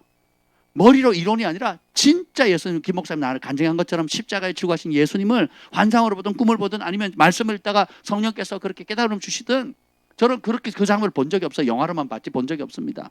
그런데 고3 때부터 시작해서 군대 가기 전까지 대학교 2학년 때까지 주님의 십자가만 하면 닭똥같이 눈물이 흘렸어요. 닭똥같이. 설명 불가, 이해 불가. 그러니까 주님이 나를 위해서 십자가 달려 죽었다는 그 사실만 생각하고 찬양만 하잖아요. 주 날 위해 보배로운 피 흘리사 하는데 그냥 눈물이 나는 거예요. 그분의 사랑이 진짜 믿겨지는 거예요. 이내 몸을 핏값으로 사셨으니. 그러니까 핏값을 사셨으니까 아니 콩팥 하나만 줘도 얼마나 감사해요. 콩팥 없어. 그 콩팥 누가 기증 안 했으면 난 죽는데 콩팥 하나만 줘도 정말 그 남은 생이 얼마나 그 두 사람 관계가 끈끈하겠어요. 근데 주님은 전부를 주셨잖아요. 그게 계시적으로 영적으로 알아지니까 더 이상 나는 나 자신을 위해서 못 살겠더라고요. 주님 위해서 하는 거죠. 그러니까 어떻게 해요? 주님을 위해서 목숨을 기꺼이 드리고 그것을 뭐로 생각하겠어요? 영광으로 생각하는 거예요. 딸이 그 아빠에게 콩팥을 떼주면서 뭐라고 생각하겠어요? 내 콩팥이 아빠를 생명을 살 수 있는 내 콩팥이 있는 것도 감사하고, 그리고 내 작은 장기를 하나를 통해서 아빠의 목숨을 구할 수 있다는 거 영광으로 생각하지 않겠습니까? 기쁨으로 생각하지 않겠어요? 그 평생의 자부심으로 생각하지 않겠습니까? 내가 나를 사랑하는 아빠를 위해서 뭔가 기여할 수 있다는 거, 뭔가 도움을 줄 수 있다는 거. 그냥 큰 도움이 아니라 아빠가 내가 이걸 도와주려면 죽을 수밖에 없는데 아빠를 살릴 수 있는 그 생명을 수여할 수 있는, 생명을 줄 수 있는 그 일에 내 작은 희생을 통해서 그것을 할 수 있다면 그 딸에게는 얼마나 큰 기쁨이고 영광이 되겠습니까? 이게 하나님 나라예요. 이해가 되십니까? 그래서 예수님 말씀이 딱 맞아요. 자기 목숨 구하고자 하면 잃을 것이고, 자기를 위해서 예수님을 위해서 목숨을 잃으면 구원을 받는 겁니다. 왜 목숨을 못 거냐? 예수님의 가치를 모르는 거예요. 왜 자신과 자식과 자산에 걸리면 우르륵 넘어지느냐? 예수님 가치를 못 보는 겁니다. 근데 예수님 가치를 알면 자신도 예수님 앞에 복종, 자식도 예수님 앞에 복종, 자산도 예수님 앞에 복종. 그리고 어떻게 예수님 앞에 상 받겠다는 거예요. 예수님 앞에 칭찬받겠다는 거예요. 아멘. 그 은혜가 임하기를 예수님을 축복합니다. 하나 띄워주죠. 우리 정민규 목사님이 아침마다 여러분 카톡에 보내주시나요? 저는 따로 이렇게 보내주시는데 너무 좋더라고요. 4월 20일 세월을 아끼라. 우리 천천히 한번 같이 읽어보실까요? 정 목사님 읽어주시기 바랍니다. 4월 21일 세월을 아끼라. 에베소서 5장 16절 말씀. 세월을 아끼라. 때가 악하니라. 세월은 정말 빠르다. 인생이 너무나 짧아서 한 해가 눈에 보인다. 사람들이 바쁘게 산다. 그러나 왜 바쁜지 모른다. 바빠야 마음이 놓이는 모양이다. 각자가 조직 속에 갇혀서 바쁠 수밖에 없다. 먹고 사는 경제적 안정을 위해서 끝없이 바쁘다. 세월을 아끼는 삶은 바쁜 삶이 아니라 목표가 있는 삶이다. 열심히 사는 것이 세월을 아끼는 것이 아니라 어떤 목표를 가지고 성실하게 사는지가 세월을 아끼는 가장 중요한 핵심이다. 즉 썩어질 것을 위해 바쁜 인생은 인생을 낭비하는 것이지만 참 목표를 향해 집중하며 사는 것은 세월을 아끼는 것이다. 그렇다면 참 목표는 어떠한 목표인가? 성경은 세월을 아끼기 위하여 성령의 충만을 받으라고 말하고 있다. 성령으로 충만한 삶은 어떤 에너지를 받은 상태가 아니다. 도리어 내가 비고 성령이 주인이 되신다는 뜻이다. 그래서 술 취하는 것과 성령 충만이 비유되고 있다. 즉 누가 내 자아의 주인이냐 하는 것이다. 성령이신가 아니면 내 자신인가? 성령은 그리스도의 영이기 때문에 성령이 충만하면 온통 예수님을 즐거워하게 된다. 즉 세월을 아끼는 자는 예수님과 사랑에 빠진 자이다. 예수님께서 원하시는 것이면 뭐든 하고 싶어하면 더 많이 예수님께서 원하시는 것을 하고 싶어서 더 성령을 구하게 된다. 또한 성령이 충만하면 죄를 싫어하게 되고 진리를 사랑하며 깨닫게 된다. 그러므로 죄를 멀리하고 진리를 알아가며 사는 삶이 세월을 아끼는 삶이다. 바울은 이러한 세월을 아끼는 삶을 우리의 일상생활과 연결시킨다. 아내와 남편의 관계, 부모와 자녀의 관계, 직장생활의 관계, 모든 대인 관계, 그리고 영적 전쟁 및 복음의 확장으로 이어진다. 즉 나의 작은 몸짓과 말 한마디도 성령을 따라 행함으로 주를 향한 사랑의 고백이 된다. 아멘. 정말 귀한 말씀이죠. 누가 내 자아의 주인이냐? 성령이신가 아니면 내 자신인가? 성령은 그리스도의 영이시기 때문에 성령이 충만하면 온통 예수님을 즐거워하게 된다. 세월을 아끼는 자는 예수님과 사랑에 빠진 자이다. 예수님께서 원하시는 것이면 뭐든 하고, 예수님 원하시는 건 뭐든 하고 싶어하고, 더 많이 예수님께서 원하시는 것을 하고 싶어서 더 성령을 간구하게 된다. 온통 관심이 예수님과 연결되어 있어요. 그리고 성령이 충만하면 거룩한 영이니까 죄를 싫어하게 되죠. 그러니까 저는 죄의 욕구가 부럽고 또 끌리고 또 그것 때문에 마음이 갔거든요. 근데 거룩한 영이 오니까 죄를 싫어하게 되죠. 그리고 거룩한 걸 좋아하고 의로운 걸 좋아하게 됩니다. 그러므로 세월을 아끼라는 말은 바로 예수님과 사랑에 빠지는 겁니다. 참 이 오스왈드 챔버스가 1874년생이고 1917년에 사망했거든요. 그러니까 43세에 사망합니다. 근데 그 파장은 어마무시해요. 미국 복음주의에서 조사를 했습니다. 앞으로 100년 뒤에 복음주에서 100년 뒤에도 여전히 출간될 책, 여전히 영향을 끼칠 책. 그래서 뭐 이렇게 뽑은 3권의 책이 있습니다.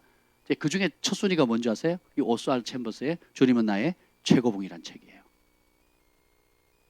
짧은 기간 그렇게 살았지만 그 파장은, 근데 1800년대 혹은 1900년대 초, 지금부터 무려 100년, 140년 전의 사람들도 바빴대요.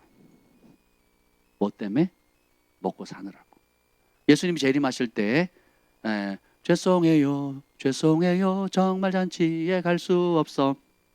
장가 가야 하고 소도 사야 하고 농가밭에 나가서 할 일은 많아. 내 어휘하리. 그래서 잔치자리 가요 못 가요? 준비해요 못 해요? 못 해요. 뭐 때문에? 장가 가야 하고 소도 사야 하고 농가밭에 나가서 할 일이 많다. 노아 때와 같이 심판이 임하는데 심판하기 전날까지, 심판이 비가 내리는 그 순간, 그 노아의 방주의 문이 닫히는 그 순간에도 뭐예요? 장가 가고 시집 가고 소도 사야 하고 농가밭에 할 일이 많다. 이게 사업하지 말라, 뭐 시집장 가지 말라는 뜻이 아니죠. 초점이 뭐예요? 인생의 목적이 사업 그 자체, 시집 장가 가는 그 자체, 그리고 내가 돈 버는 그 자체가 목적인 사람은요, 준비를 못 합니다. 근데 우리 인생 목적 자체가 뭐예요? 예수님을 맞이하는 준비를 한다. 그럼 어떻게 결혼하겠어요? 예수님을 맞이하기에 가장 합당한 배우자를 찾겠죠. 같은 비전, 같은 꿈을 가지고 있는 배우자를 만나서 예수님을 만날 준비하는 거룩하고 경건한 가정을 꾸리겠죠. 소장사하고 뭐 밭에 가서 일을 할 때도, 사업을 할 때도 그 사업을 왜 하겠어요? 예수님을 맞이할 그 부르심을 따라서 온 대저무리 바다를 통하여 여호와 영광을 인정하는 게 세상에 가득하리라 하는 그 말씀을 순종하게 사업을 하는 거 아니겠습니까? 근데 예수님을 맞이하는 혼인잔치에 참여할 지혜로운 신부로 준비를 하지 않는 사람은 시집장가 가는 목적이 뭐예요? 주님 건드리지 마세요. 나 내 마음대로 살 거예요. 내 욕심과 야망을 이루어줄, 나를 편안하게 해줄 백마탄 왕자만 있으면 돼요. 사업도 내가 돈 벌려고, 좀 더 편하려고. 인생 자체가 하나님과 관계가 있어요 없어요? 없어요. 가끔 찾는 겁니다. 어릴 때 도와달라고. 그런데 우리 그리스도인의 신부들, 지혜로운 처녀들은 어떻게 합니까? 삶의 모든 기회와 여건들을 주님을 사랑하는 자리로 바꿔버리는 거예요. 주님의 기쁨이 되려고. 그래서 주님의 영이 인도하시는 대로, 목적 자체가 그걸 완전히, 여러분 이 사고를 바꾸는 게, 세계관, 가치관, 이 중심을 바꾸는 게 회개예요. 회개. 이게 회개가 안 되면요, 자자자 하다가 끝난다니까요. 자고 또 자고 또 자요. 자기를 위해서, 자식을 위해서, 자산을 위해서. 그게 꽉 메어가지고 주님이 오실 때 모른다 하는 상황이 되는 것입니다. 온 김에 하나 더 보고 오겠습니다. 재밌어요? 보면 국민일보에 나온 만화입니다. 만화인데 재밌어요. 이렇게 얘기합니다. 이분이 크리스찬이에요. 조금만 덜 바쁘면 가난한 이웃도 돕고 전도도 많이 하고 기도도 하고 가족들과 함께 농어촌 선교도 하고 싶습니다. 뭐 하면? 조금만 덜 바쁘면. 그런데 지금은 나 자신을 위해 살고 있습니다. 자신, 자만, 자존심. 저랑 비슷해요, 그죠? 자자자 하잖아요. 자자자. 자신을 위해서, 자기의 이름을 높이기 위해서, 자존심 때문에. 그러면서 뭐예요? 아주 이게 좀 좋은 말이에요. 좋은 말이 아니라 깨닫게 해주는 말인데, 좋은 생각하는 나쁜 사람이 있다. 살아있는 믿음은 행동하는 믿음이다. 생각은 좋은 생각을 해요. 전도도 해야 되겠다, 이웃도 돕겠다, 선교도 해야 되겠다. 근데 생각은 좋게 하는데 행동은 안 하는 사람, 뭐라 그래요? 좋은 생각을 하는 나쁜 사람이 있다는 거예요. 이게 야고보에 오늘 말씀하는 거거든요. 한번 보겠습니다. 이 그림 계속 띄워다 주세요. 야고보에 보면 오늘 2장 4절, 야고보서 26번, 자기를 구원하지 못하는 믿음은 어떤 믿음입니까? 내 형제들아, 만일 사람이 믿음이 있노라 하고 행함이 없으면 무슨 유익이 있으리요? 그 믿음이 능히 자기를 구원하겠느냐? 형제들아, 만일 사람이 믿음이 있다고 하면 그 믿음은 뭐 한다고요? 행동한다 그랬죠. 우리는 좋은 생각은 많이 해요. 좋은 생각. 기도도 해야 되겠고, 봉사도 해야 되겠고, 선교도 해야 되겠고, 구제도 해야 되겠고, 좋은 생각은 많이 해요. 안 하는 것보다 낫죠. 근데 생각은 하는데 너무 바빠서, 또 이런저런 이유가 있어서, 또 내 자식들 먼저 챙겨야 되니까, 가족들 먼저 챙겨야 되니까, 내 노후를 먼저 챙겨야 되니까, 뭐든지. 그러니까 좋은 생각은 많이 하는데 행동을 안 하는 사람은 하나님 뭐라 그래요? 나쁜 사람에게. 그래서 거짓 선지자 분별법, 아까 여러분 선포했죠? 거짓 선지자 마태복음 5장에 나오죠. 뭐예요? 거기서 이제는 나무로 알지니. 영어 성경에는 by the way they act 이렇게 나거든요. 행동하는 방식을 보면 안 되는 거예요. 예언은 정확하게 하는데 영적인 체험은 있는데 하나님 뜻은 아는데 행동을 한다 안 한다. 안 하니까 무슨 열매를 맺어요? 썩은 열매 맺는 거거든요. 많이 배워요. 배움에 대한 열정도 탁월합니다. 그리고 이것저것 배웁니다. 유튜브도 많이 듣고 뭐 이래저래 많이 배우는데 많이 배우고 많이 깨달았는데 행동이 없거나 전혀 하지 않거나 하면 그 이유가 여러 가지 핑계가 있겠죠. 바빠서 뭐해서 이제 그런 핑계. 그러면 하나님 말씀을 믿는다는 거예요, 안 믿는다는 거예요? 행동하지 않는다는 것은 안 믿는다라는 것을 메타인지 아셔야 되는 거예요. 새벽에 나오는데 성령께서 그 마음을 주시는 거예요. 새벽에 좀 나올 때 교회 오는 길에 하나님이 참 말씀을 많이 주시더라고요. 저는 새벽형인가 봐요. 어쨌든 뭐라 그러냐, 성령께서 계속 탄식하는 거예요. 진짜 믿으면 저렇게 행동하지 않을 텐데. 자꾸 그 말씀을 주신 거예요. 진짜 믿으면 저렇게 행동할 수 없다는 거예요.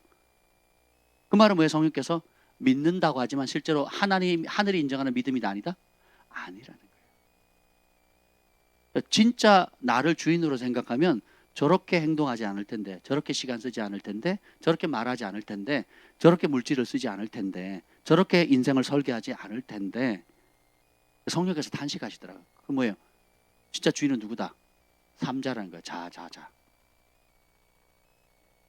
이거를 지금 주님께서 2021년도에 우리의 환경과 상황을 통해서 내면을 갈등이나 또 무의식 세계나 꿈에서조차도 일상의 상계를 통해서 나의 진짜 주인이 누군지를 계속 이렇게 여러 방면으로 깨우쳐 주시는 것 같아요. 저도 지금 그 작업을 계속 하고 있는데 굉장히 아프지만 감사한 일이더라고요. 과연 내가 믿는다는 그 믿음이 하늘이 인정하는 믿음인가? 아니면 설교할 때 사람들을 감동시키는 그런 수준의 믿음인가? 아니면 잘 가르치고 진리가 맞는데 나는 그 말씀에 순종함으로써 그 진리가 주는 혜택을 누리고 있는가? 나는 성령님에 대해서 가르치고 영적 체험도 하고 은사에 대해서는 가르치지만 실제로 그 성령님이 나와 동행하기를 기뻐하고 즐거워하고 인정하는 수준으로 가고 있는가? 아니면 잘 가르치는가? 지난 주일이었나요? 오늘 수요일이죠. 지난 금요일이었나? 금요일이었어요. 금요일. 그래서 같이 여기 찬양하는데 성령께서 그 말씀을 주는 거예요. 그 모세 이야기를 하면서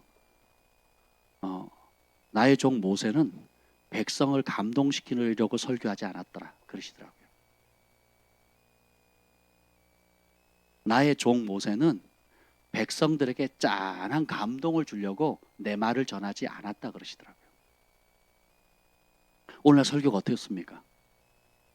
한국에 인기 있는 설교들, 또 우리가 좋아하는 설교들, 짠하고 특별히 한국 사람은 눈물 쏙 빼고 감동을 진하게 주는 걸 좋아하거든요. 그렇죠? 네, 그럴 수 있어요. 뭐 그것도 도움이 됩니다. 근데 감동을 진하게 받는 것보다 중요한 게 뭐예요?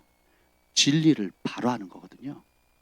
모세는 그 말을 전했을 때 사람들이 벌벌벌 떨었습니다.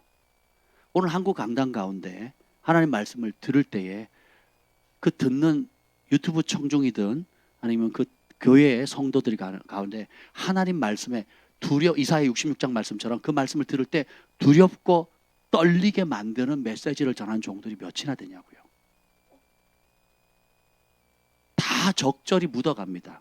중용이란 중도라는 표현 아래에서 딱 균형을 맞춰가려고 해요. 균형을. 이쪽에도 걸림이 없고 저쪽에도 걸림이 없도록 적절히 묻어가는 거예요.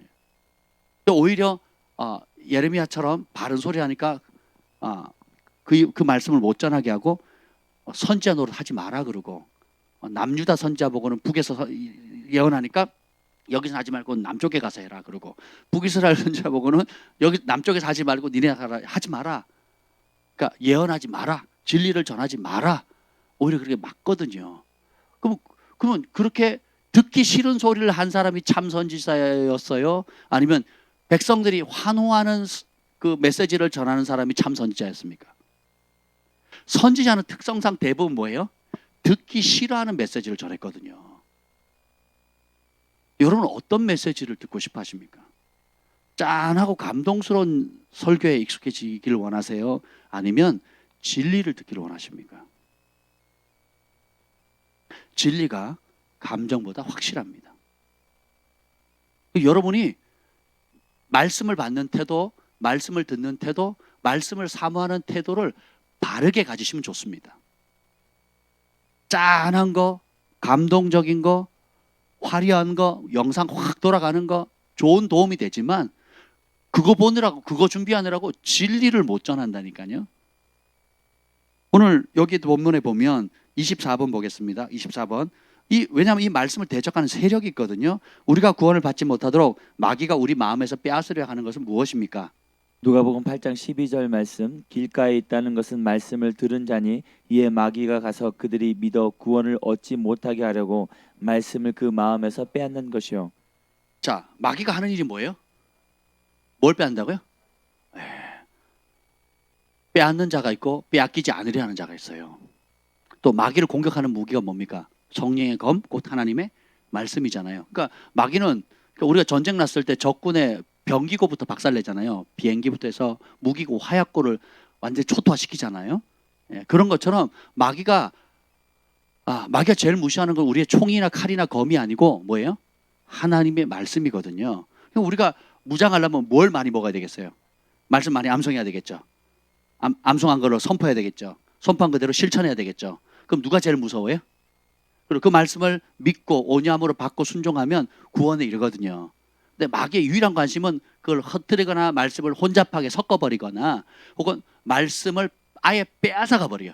처음에는 듣지 못하게 하거나 아니면 이미 심겨졌도 빼앗아가거나 아니면 환경을 어렵게 만들어서 손해보게 자자자 중에 3자 중에 하나를 건드려요. 자신의 자식을 아니면 자산을 건드려가지고 교회 다니니까 말씀에 순종하는 이런 어려움 생기네. 나한테 문제 생기네. 자식한테 문제 생기네. 또 뭐예요? 자산에게 문제 생기네. 그리고 어떻게 뭘 뽑아가요? 말씀을 빼앗아가 버리거든요. 환경 건들죠. 다 뺏어갑니다. 다 뺏어. 기독교 단체가요. 자영업자들은요. 그 영업을 못하게 하거나 영업을 못하게 하거나 인원을 제한해 버리죠. 폭발합니다. 폭발해. 부동산 문제 건드리니까 전 국민이 폭발하잖아요. 자영업자들은 그 우리 교회 뭐 5분의 1도 안 되는 그 조그마한 공간에서도요. 바글바글하면서 막 점심시간 저녁시간에 막 그 식당 같은 경우는 바글바글하면 줄 서가지고 먹이거든요. 근데 그걸 뭐 10% 지금 교회는 100명 중은 오늘도 공문 왔어요. 어제 공문한 100명 중에 20명만 해라. 5월 2일까지. 그리고 또 왔어요. 20명만 20%. 자영업자에게 백인 사업장에 오늘 손님 20명만 받으라 그러면 가만히 있겠습니까? 폭발하죠. 그렇지 않습니까? 지금 저기 더 현대 새로 여의도에 생긴 거 하루에 뭐 10만 명? 몇만 명이 들어가죠. 몇만 명. 들어가죠. 근데 거기에 여러분 그거 제한해버리면 가만히 있겠습니까? 그 로비 버려가지고 로비 버렸으니까 지금 아무 소리 안 하는 거죠. 뭐 어떤 방송사도 얘기 안 하잖아요. 어떤 방송사도 지하철 얘기 안 하죠. 어떤 방송도 얘기 안 하잖아요. 근데 자영업자들 만약에 이제 건드리면 폭발하거든요. 근데 유일하게 당하고만 있는 단체가 어디예요? 교회. 대형교회, 중형교회 할 것 없이 지금 그 기독교 기관 단체도 그렇고요. 정부에서 계속 와가지고 찌릅니다. 수시로 와서 체크하고요. 그 방명록 체크하고 온도 체크하고요. 안 쓰면 바로 페널티 주고요. 그리고 방역한다는 핑계 대고요. 막 들쑤시는데 장난 아닙니다. 장난 아니에요. 근데 그걸 우리는 정부 방침을 잘 따르고 있습니다. 이걸 자랑으로 내신다니까요. 좀 심각한 상황이죠. 하나님의 말씀으로 가치를 여기지 않고 사람을 더 무서워하고 사람 비위 맞추는 걸 더 좋게 여기는 거예요. 지난번 부활절 얘기했잖아요.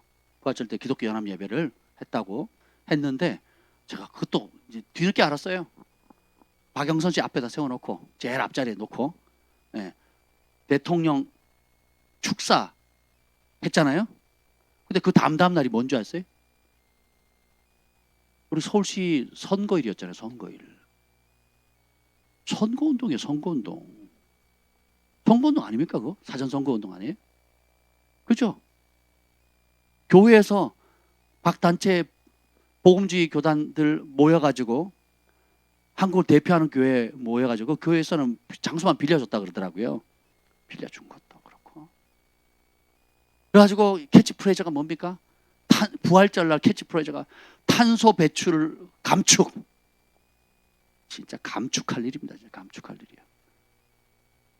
한국 교회 그렇게 지금 실추된 거예요. 정신 없는 거예요. 정신 없는 겁니다. 지금 왕을 책망하고 그 박영선 씨도 와서 책망을 해야 될 판에 자리 만들어주고 오히려 지지하는 듯한, 지지하는 듯한, 아니 지지한 거죠. 제일 앞자리에 들여보내지를 말았어야죠. 아니면 미리 준비를 해서 온다 그러면 이런 질문에 대해서 동성애에서 어떻게 생각하는지, 차별금지 어떻게 생각하는지, 이 예배에 대해서 어떻게 생각하는지 질문 던지고 정책을 얘기해라. 그걸 물어야 정상 아니겠습니까? 안 하잖아요, 그런 거. 그래서 그 모든 게 뭐예요? 환경 때문에 말씀을 빼앗아가 버리고, 말씀을. 대신에 내가 교회 봐줄게, 이거예요. 대신에 너네 교회 세무조사 안 할게. 대신에 이 교회는 등치가 있으니까 더 이상은 내가 괴롭히지 않을게. 절충해버려요. 그것 때문에 어떻게 해요? 다 전국의 어떤 대부분의 압도적인 90% 이상이 되는 작은, 저희와 같은 작은 교회들이 그냥 피 터지가면서 이제 싸우는 겁니다. 감사한 건 하나님 그걸 선용하시더라고요. 선용해가지고 더 깨어있게 만들잖아요. 이제는 등치 의지하면 안 되는구나. 이름 의지하면 안 되는구나. 유명하다는 것도 의지하면 안 되는구나. 지금 유명하다는 분이 다 엉뚱한 짓 하거든요. WCC가 가입하고 NCCK 뭐 장난 아닙니다. 지금 WCC에서 예수님 부활을 인정하지 않습니다. 이제는 완전 이단이죠, 이단. 네. 동정녀 탄생도 인정을 안 해요. 예수님의 동정녀 탄생은 인정 안 한다고, WCC에서. 그리고 공산주의로 가자, 사회주의로 가자, 그리고 동성애 지지하자. 완전히 하나님을 대적하는 법안으로 가는데, 이번 부활절 연합 예배 때도 한국 WCC 대표가 NCCK 대표잖아요. 그 대표인지 총무님이 와가지고 축사를 했대잖아요. 부활도 안 믿고, 뭐죠? 예수님의 동정녀 그것도 안 믿는 그 단체에서 축사를 하게 만드는 거예요. 다 정치 이합 집산 아니겠습니까? 제가 왜 이 얘기를 하느냐? 깨어 있어야 될 때요, 지금. 지금 우리가 그냥 등치 크다, 시설 좋다, 재정 많다, 또 다른 좋은 일 많이 하니까 좋겠다, 이렇게 생각하시면 안 돼요. 결국 그걸 통해서 뭐예요? 뭘 빼앗아가요? 말씀과 진리를 빼앗아가요. 그걸 빼앗아가면 뭘 빼앗아가는 게? 그 말씀이 뭐예요? 말씀을 믿어야 구원을 받잖아요. 그러니까 말씀을 온전히 못 믿게 하는 거죠. 자기가 원하는 말씀만 듣게 하고 자기가 원하는 말씀만 믿게 해서 결국 뭐예요? 주님의 말씀에 부분적인 순종은 뭐다? 불순종이라고 그랬죠. 불순종의 결과가 사울왕처럼 안 죽였는데요. 다 순종했는데요. 순종하기는 자기 욕심을 위해서 따로 다 챙겨놨잖아요. 그래서 여러분 심각하게 생각하셔야 돼요. 여러분이 하나님의 말씀을 대할 때 제가 금요일날 굉장히 뜻밖이었어요. 그럼 찬양이 너무 좋아서 예배 너무 좋았잖아요. 금요일날 누가 인도하셨는지 모르겠는데 되게 좋았거든요. 엄청 좋았어요. 그죠? 여러분들 좋았죠? 찬양을 막 하고 있는데 성령께서 그러시는 거예요. 내 종 모세는 사람을 감동시키려고 내 말을 전하지 않았다 그러시더라고요.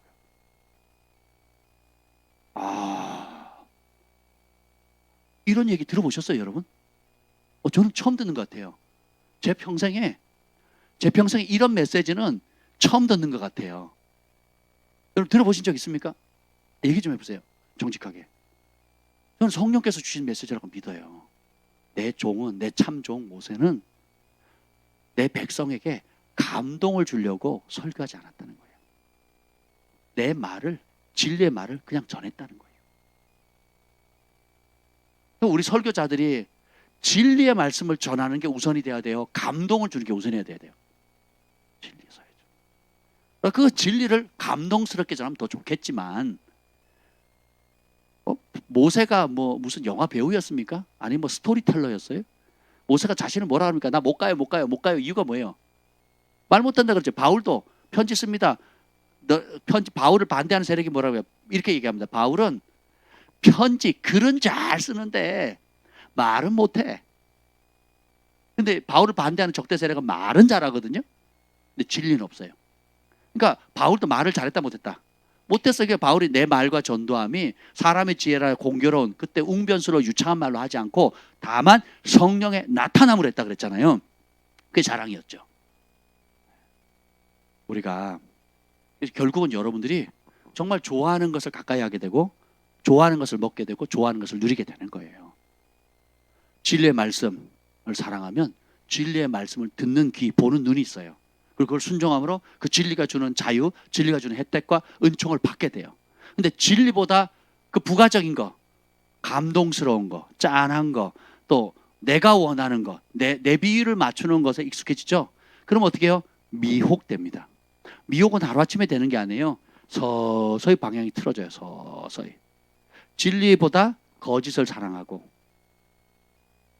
진리보다 내 기분과 감정과 내 상황을 더 사랑하니까 자꾸 방향이 어떻게 좁은 길을 가다가 자꾸 방향이 틀어져요. 이게 1년, 5년, 10년 되다 보니까 나중에 보니까 전혀 딴 길로 가 있는 거예요. 전혀 딴 길로. 진리를 알면서 순종을 안 하거나 진리보다는 내 욕심과 욕구와 거짓을 더 사랑하게 되면 미혹의 영에 꼬복이 되는 거예요. 그래서 자기가 보고 싶은 거 보고 듣고 싶은 거 듣고 하고 싶은 거 하는 거예요. 은사를 받든 사역을 하든 결국은 자기가 주인이 돼서 자기가 이끌어가는 발람의 길을 가게 되는 거예요. 근데 우리는 그렇게 가서는 안 되겠죠. 그렇죠? 오늘 이 말씀대로 보면 말씀을 빼앗는 자가 있으니까 우리는 뭐 해야 되겠어? 말씀을 지켜야 되겠죠. 그리고 그 말씀을 암송해야 되겠죠. 그 말씀으로 싸워야 되겠죠. 아멘. 우리가 그리스도 안에 있지 않습니까? 그리스도 안에는 정죄함이 없죠. 그리스도 안에는 자유가 있죠. 그리스도 안에 치유가 있죠. 예, 그리스도 안에 거룩함이 있죠. 그리스도 안에 있으면 하늘의 유업을 받죠. 그리스도 안에 있으면 우리가 하나님의 대사가 되어서 통치하고 다스릴 수가 있죠. 그러니까 내가 그리스도 안에 있다는 그 말씀에 초점을 맞춰야지 내 과거 발목 잡거나 또 내 죄의 욕구에 죄가 엎드려서 나를 웅크리고 있는데 주님은 죄를 다스리라 그랬는데 이게 다스릴 수 있으니까 다스리라 그런 거 아니겠어요?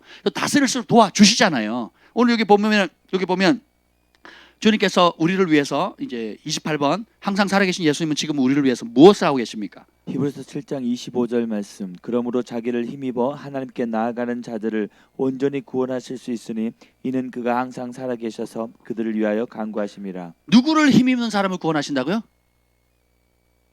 요 자기가 누구예요? 예수님을 힘입는 사람. 어떤 상황이 빠바방 터지면 예수님을 의지하는 게 복이에요. 크고 작은 문제, 기쁠 때 슬플 때 할 것 없이 문제가 빠방 터지면 예수님 앞에 무릎 꿇는 게 지혜입니다. 구원받는 길이에요. 근데 우리는 문제 빠방 터지면 딴 걸 자꾸 찾거든요. 다른 방법. 그래 하다 안 되면 어떻게 해요? 교회 오는 거예요. 교회. 나한테 왜 이런 일이 이러고 있습니다. 제가 요즘 좀 습관을 바꾼 게 하나 있거든요. 그게 뭐냐면 자기 전에 제가 보통 이제 누워서 씻고 누워서 기도를 합니다. 근데 그렇게 안 하고 자기 전에 누워서 기도하는 습관을 없애고 자기 전에 무릎을 꿇기 시작해요. 침대 위에서 잠깐 무릎을 꿇습니다. 얼마 안 돼요. 잠깐 무릎을 꿇는데 누워서 기도하는 거랑 잠깐 무릎을 꿇고 기도하고 다시 누워서 기도하는 건 하늘과 땅 차이더라고요. 저 밤 10시까지 기도하잖아요. 그 집에 와서 씻고 자면 한 11시, 일찍 자면 11시, 늦게 자면 12시나 1시쯤 되거든요. 그러면 피곤하잖아요. 그래서 근데 그 잠깐 무릎을 꿇는 사이에 오늘 하루에 있었던 하나님의 은혜에 대해서 기억하게 되고 감사하게 되고 찬양하게 되고 그래서 잠이 달아요. 주님 생각하면서. 그리고 아침에 눈 뜰 때 그냥 벌떡이라 새벽 예배 나오려면 얼마나 힘들겠습니까? 5분만 더 하다가 막 그죠? 예. 그럴 때도 있거든요. 몸이 힘들어가지고. 근데 그래서 5분만 더 하다 5시 5분이 된 거예요. 정 목사님한테 연락해야 되는데 오늘 할까 말까. 전엔 그랬거든요. 문자 날려 말어. 막 이제 맨날 얘 육신은 문자를 날려라 그러고 있고 또 성령께서는 기회 줄 때 잘해. 뭐 이런 분위기. 기회 줄 때 잘하거라. 막 이런 분위기예요. 근데 어쨌든 제가 결단했잖아요. 무릎을 꿇기로. 그래서 딱 어떻게 하느냐? 아침에 눈 뜨자마자 바로 해서 무릎을 탁 꿇습니다. 그러면요. 너무 달라요. 왜 그런지 모르겠는데 저만 그런지 모르겠어요. 여러분도 한번 해보세요. 완전히 달라집니다. 마치 그러니까 처음에는 그냥 편안하게 있다가 하나님 오신 것 같아요. 그래가지고 하나님 앞에 네 주님 귀한 손님이 문에서 두들겼는데 내가 문을 열어준 것처럼 꼭 그런 느낌? 그래서 그냥 누워있다가 무릎을 탁 꿇는 순간에 하나님 감사합니다. 그러면서 좀 전에 5분 전에 5분만 더 아니면 정 목사한테 연락해서 오늘 저 힘들어요 대신 하세요. 이제 이럴 마음이 싹 사라져요. 그러면서 성령의 음성이 들립니다. 기회 있을 때 잘해. 건강할 때 잘해라. 왜냐하면 선배들 보니까 은퇴하고 나니까 기회가 없어요. 교회에서 은퇴식 하죠. 사역을 내려놓죠. 그러면요 아무것도 못해요. 아무것도. 그런 분들이 열이면 9입니다. 은퇴식은 있어도 은퇴는 없다 하고 내 호흡 닿는 날까지 복음 전하고 목숨 전하겠다고 아예 연단되어서 그걸 평생의 목표로 삼은 사람은 돌아가시는 그날까지. 저 김중건 박사님도 그 겨우 강단에 서가지고 막 이렇게 하시면서도 복음을 전하겠다. 수천 명 앞에서 복음을 마지막까지 전하셨거든요. 그런 삶이 아름답지 않겠습니까? 그런데 조기 은퇴 바람에 일찍 은퇴한다? 그러면 정말 시골 보통 할아버지 할머니인 거예요. 아무것도 못해요. 그리고 원수가 틈만 있으면 짓밟아서 아예 추하게 만들려고 하거든요. 사역자들은 하나님 영광 가리려고 추하게 만들어 버리거든요.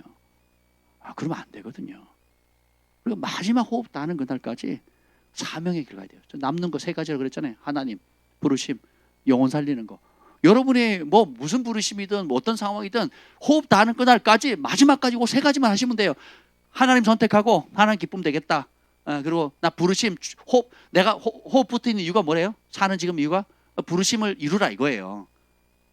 그리고 공통분모 뭐예요? 영혼 살리라 이거예요. 땅까지 복음 전하라는 거예요. 무슨 직업을 갖든 어떤 일을 하든 쉬고 있든 백수든 백조든 상관없어요. 그 세 가지만 딱 잡으시면 돼요.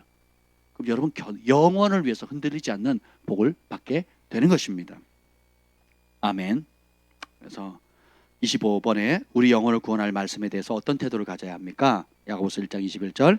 그러므로 모든 더러운 것과 넘치는 악을 내버리고 너희 영혼을 능히 구원할 바 마음에 심어진 말씀을 온유함으로 받으라. 말씀이 우리의 영혼을 구원한다 그랬죠. 전도지가 우리를 구원하는 게 아니에요. 감동스러운 설교가 우리를 구원하는 게 아닙니다. 하나님의 진리의 말씀을 진짜 믿으면, 근데 진짜 믿는 표현이 뭐예요? 목숨을 거는 거예요. 그분이 전부여야 돼요. 그래서 그 전부가 아닌 것을 지금 빛 가운데 들춰내 주시는 거예요. 은혜입니다. 은혜. 지금 드러나는 게 은혜예요. 평생 내가 예수님이 주인인 줄 알고 살았는데 이후에 주님 앞에 딱 섰을 때 오늘 본문 말씀처럼 나와 내 말을 부끄러워하고 그러면 인자도 하나님 앞에 아버지와 거룩한 천사들과 영광으로 올 때 그 사람을 부끄러워하려 모른 자 하시거든요. 나는 평생 예수님을 주인으로 믿고 살아온 걸로 사는 걸로 나도 속고 주변에도 속았는데 이후에 주님 앞에 섰는데 모른다 하시면 이거 심각한 거죠. 그래서 지금 진짜 주인이 뭔지 주님께서 다 빛 가운데 드러내신다니까요. 은혜예요. 그럼 대면하셔야 돼요. 직면하셔야 돼요. 정직하셔야 돼요. 감추지 말고 다양한 얼굴 하지 마시고 2중 3중 카메라 좀 색깔 바꾸지 마시고 정직하고 순결하고 하나님 내가 직면할 수 있는 용기를 주세요. 그렇게 하셔야 됩니다. 그게 언제 드러나냐? 나 혼자 있을 때, 혼자 생각할 때, 여러분이 무의식 속에 혹은 잠잘 때 혼자 할 때 생각하는 그게 주인이에요. 그게 그냥 스쳐 지나가는 상관이 없지만 반복적으로 생각나는 거 있죠. 반복적으로 즐기는 거 있죠. 반복적으로 됐으면 했다는 그거 있죠. 그게 주인이에요. 그게 주인이라고요.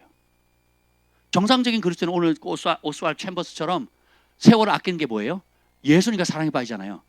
그러니까 분주하게 사는 거, 스케줄을 빡빡하게 짜서 막 일을 많이 하는 게 세월을 아끼는 게 아니에요. 바른 목표.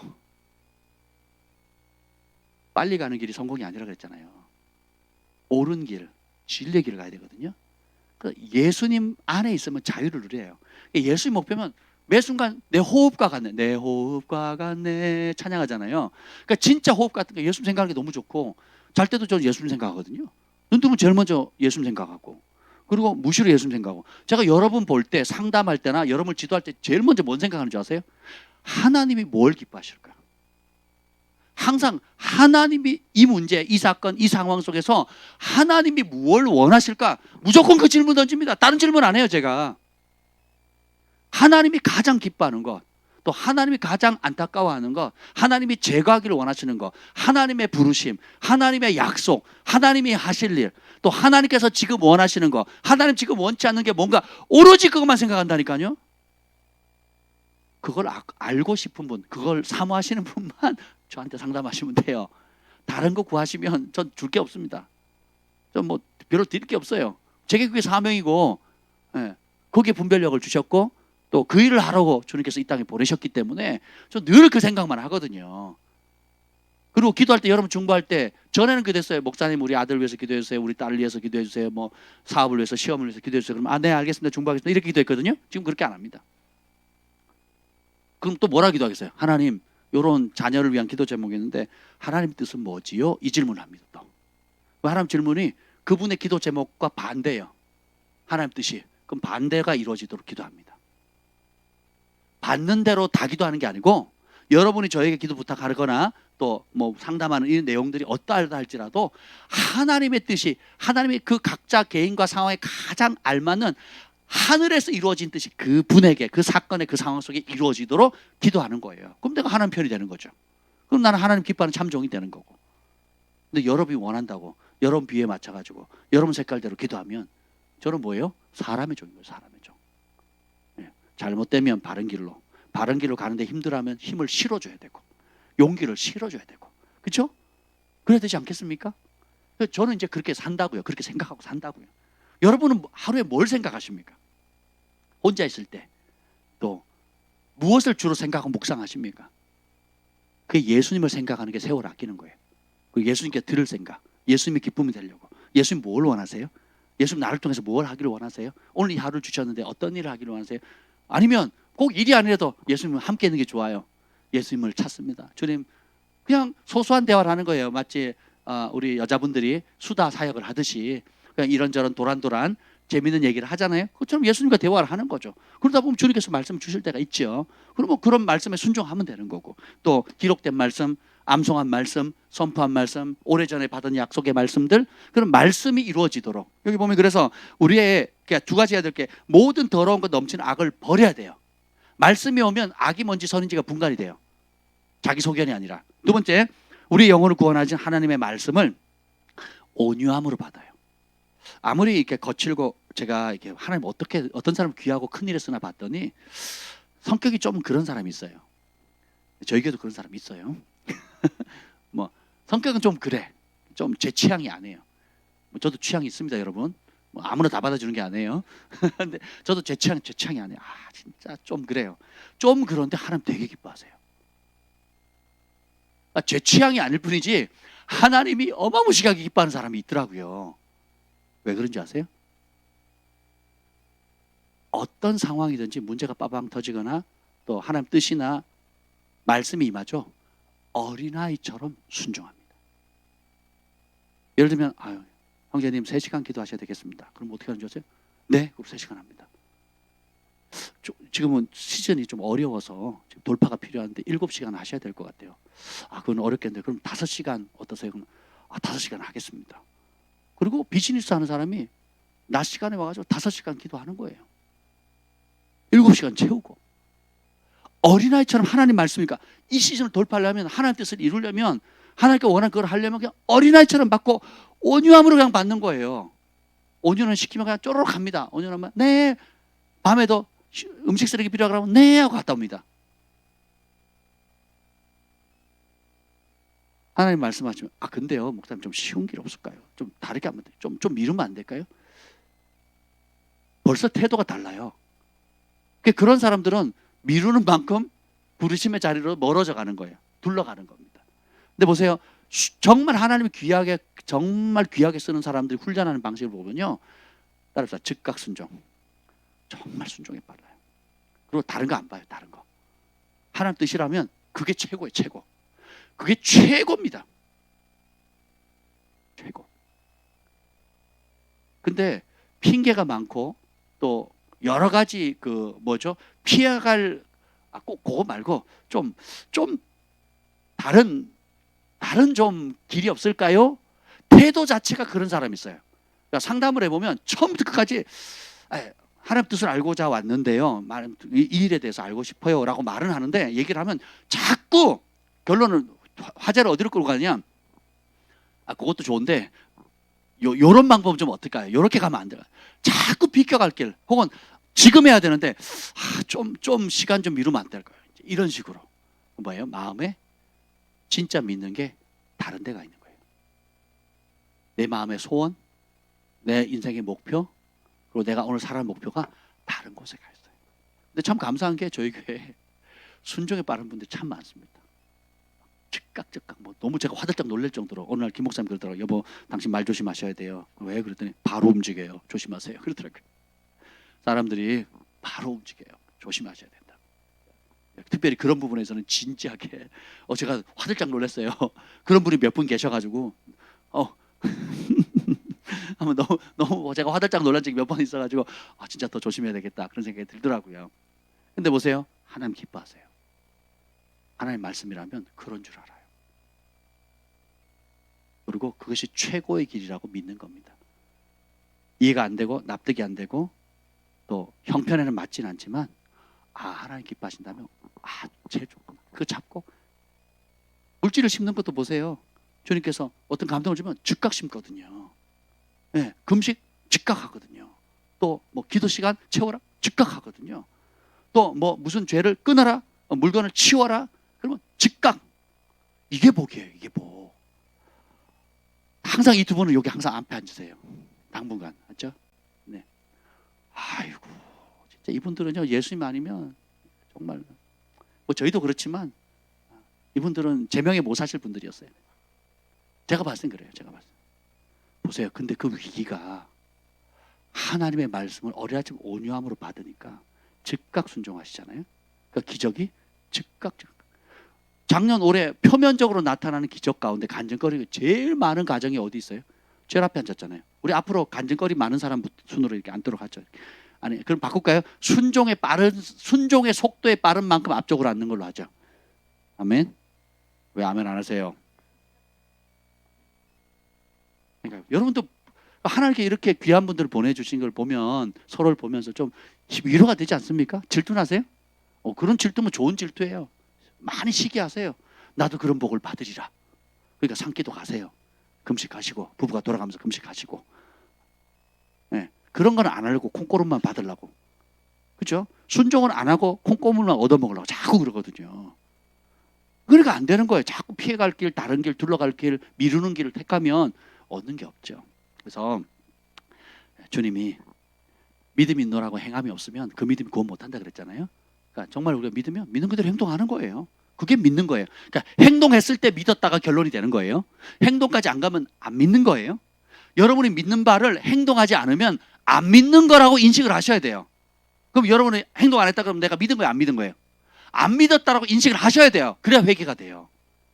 안 하면서 믿고 있다고 착각하면요 자기도 속고 남도 속이고 그래서 계속 그걸 반복하면 미혹의 영이 들어서 엉뚱한 길을 가는 거예요. 엉뚱한 길. 그래서 하나님의 말씀은 확실합니다. 달달 얘기하든 크게 얘기하든 살살 아멘하든 작게 아멘하든 행동하는 진짜 믿기 때문에 행동하는 사람만 그 말씀이 주는 혜택을 누려요. 그리고 빛이 되고 소금이 되고 주님이 오실 길을 예비하는 거룩하고 순결한 흰옷을 입은 신부가 되는 겁니다. 단장에 말씀의 물로 계속 씻김을 받는 거죠. 버릴 거 단호하게 버리고 취할 거 믿음으로 취하고 미루지 않고 또 하나님 앞에서 주님이 전부인상. 일단 그것부터 해야 되겠죠. 나는 진짜 내 양심상 주님이 전부인가.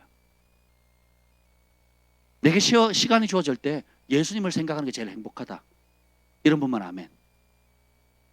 그 사람은 진짜입니다. 내가 시간이 주어지고 내가 뭔가를 할 때 예수님 생각하고 예수님께 나아가고 예수님과 함께 무언가를 기획하고 예수님과 함께 예수님의 뜻을 알기를 원하는 게 내 인생의 제일 큰 즐거움이다. 예수님은 사람이에요. 근데 그게 아니고 예수님 외에 다른 무언가가 있다. 갈 길이 먼 겁니다. 갈 길이. 자기의 실상을 못 보는 거예요. 못 보는 거. 예수님의 가치를 못 발견한 거예요. 그냥 좋은 분 중에 한 분 혹은 나 필요할 때 도와주는 분 혹은 뭐 내가 힘겨우면 찾아가지 뭐. 문제가 빵 터졌을 때 예수님을 찾는 바로 무릎 꿇고 예수님 앞에 나오는 사람이 정상이에요. 근데 문제가 빵 터질 때 온갖 노력을 다하고 인간적인 방법과 여러 가지 방법들 욕심에 끌려 다 하고 하다 안 되니까 교회 나오는 사람은 안 나오는 사람보다 나은데 아직 어린 사람이죠. 그러면 주인이 적어도 그 사람은 주인이 예수님이 아직은 아니에요. 눈 뜨면 제일 먼저 찾는 분이 누구예요? 예수님. 내 호흡과 같네. 우주를 생각만 해도 내 맘이 좋거든. 주 얼굴 배울 때야 얼마나 좋으랴. 구주를 생각만 해도 좋아지는 은혜. 이게 주님을 사랑하는 거예요. 이게 세월을 아끼는 겁니다.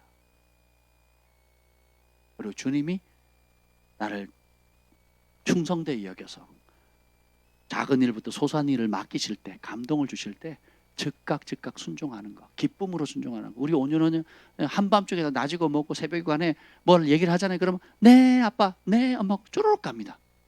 얼마나 이쁜지 몰라요. 우리 소망이도 그럴 거지? 난 네가 안 그랬다고 얘기 안 했어. 우리 소망이는 설거지를 너무 잘해요. 청소도 너무 잘합니다. 네.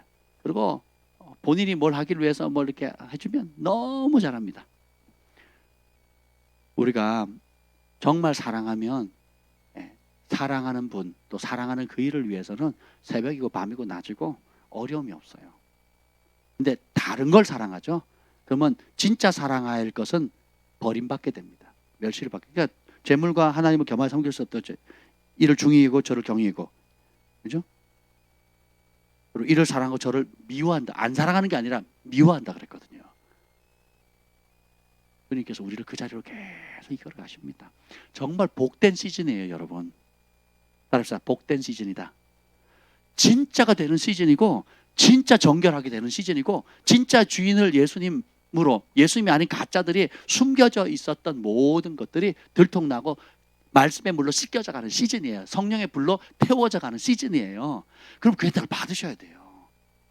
핑계대지 마시고, 여러 가지 상황들로 하지 마시고 직면하셔야 됩니다.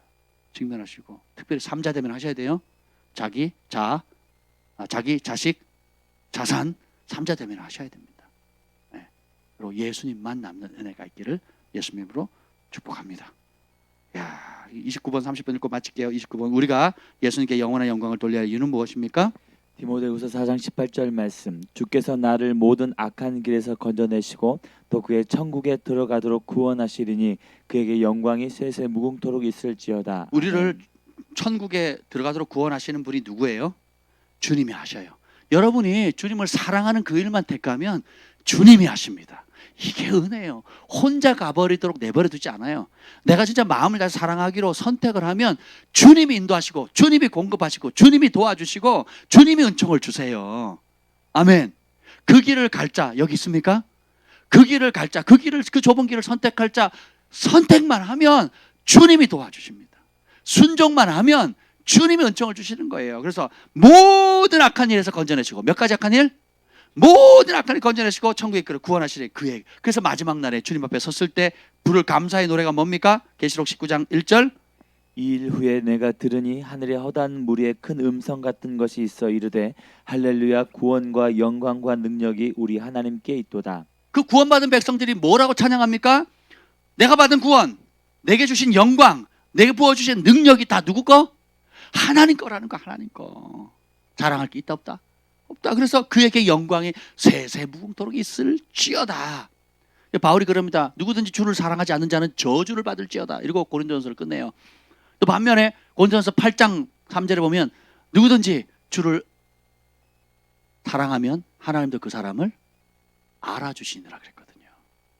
주님 딴 거 안 보세요. 진짜 누구를 사랑하는가? 세상을 사랑하는가? 하나님을 사랑하는가? 내 자신을 사랑하는가? 자식을 사랑하는가? 자산을 사랑하는가? 아니면 그 모든 복을 주신 아버지 하나님을 사랑하는가? 예, 우리가 불 가운데 물 가운데 단련되어지고 모든 찌꺼기들을 다 드러내고 정직하게 인정하고 회개하고 또 즉각 순종함으로 우리가 이 시즌에 온전히 무장되기를 예수님으로 축복합니다. 우리 황금줄 선포하고 마칠게요. 시작. 나는 마음을 다하고 목숨을 다하고 뜻을 다하고 힘을 다하여 주 하나님을 사랑합니다. 나는 오늘도 대접받고 싶은 대로 대접하겠습니다. 이게 복음의 핵심입니다. 주님을 사랑하고 내가 대접받고 싶은 대로, 내 몸이 대우받고 싶은 그대로 다른 사람을 대하는 거, 이게 율법의 완성이에요. 너무 좋지 않습니까? 우리 그렇게 살아갑시다. 시간이 많이 지났는데요. 우리 손을 높이 들고, 주님 나에게 전부 주셨는데, 예수님을 나의 전부라고 나도 고백을 했지만 실제 삶 가운데 하나님, 내가 아직 전부로 드리지 못하는 영역이 있습니까? 성령님이 이 밤에 비춰주시고 깨닫게 해주시고 주님만을 나의 전부로 삼게 하여 주옵소서. 오늘 여러분 말씀에 부딪히는 약속의 말씀을 붙잡고 우리가 함께 주의 이름을 세 번 부르짖고 기도하겠습니다.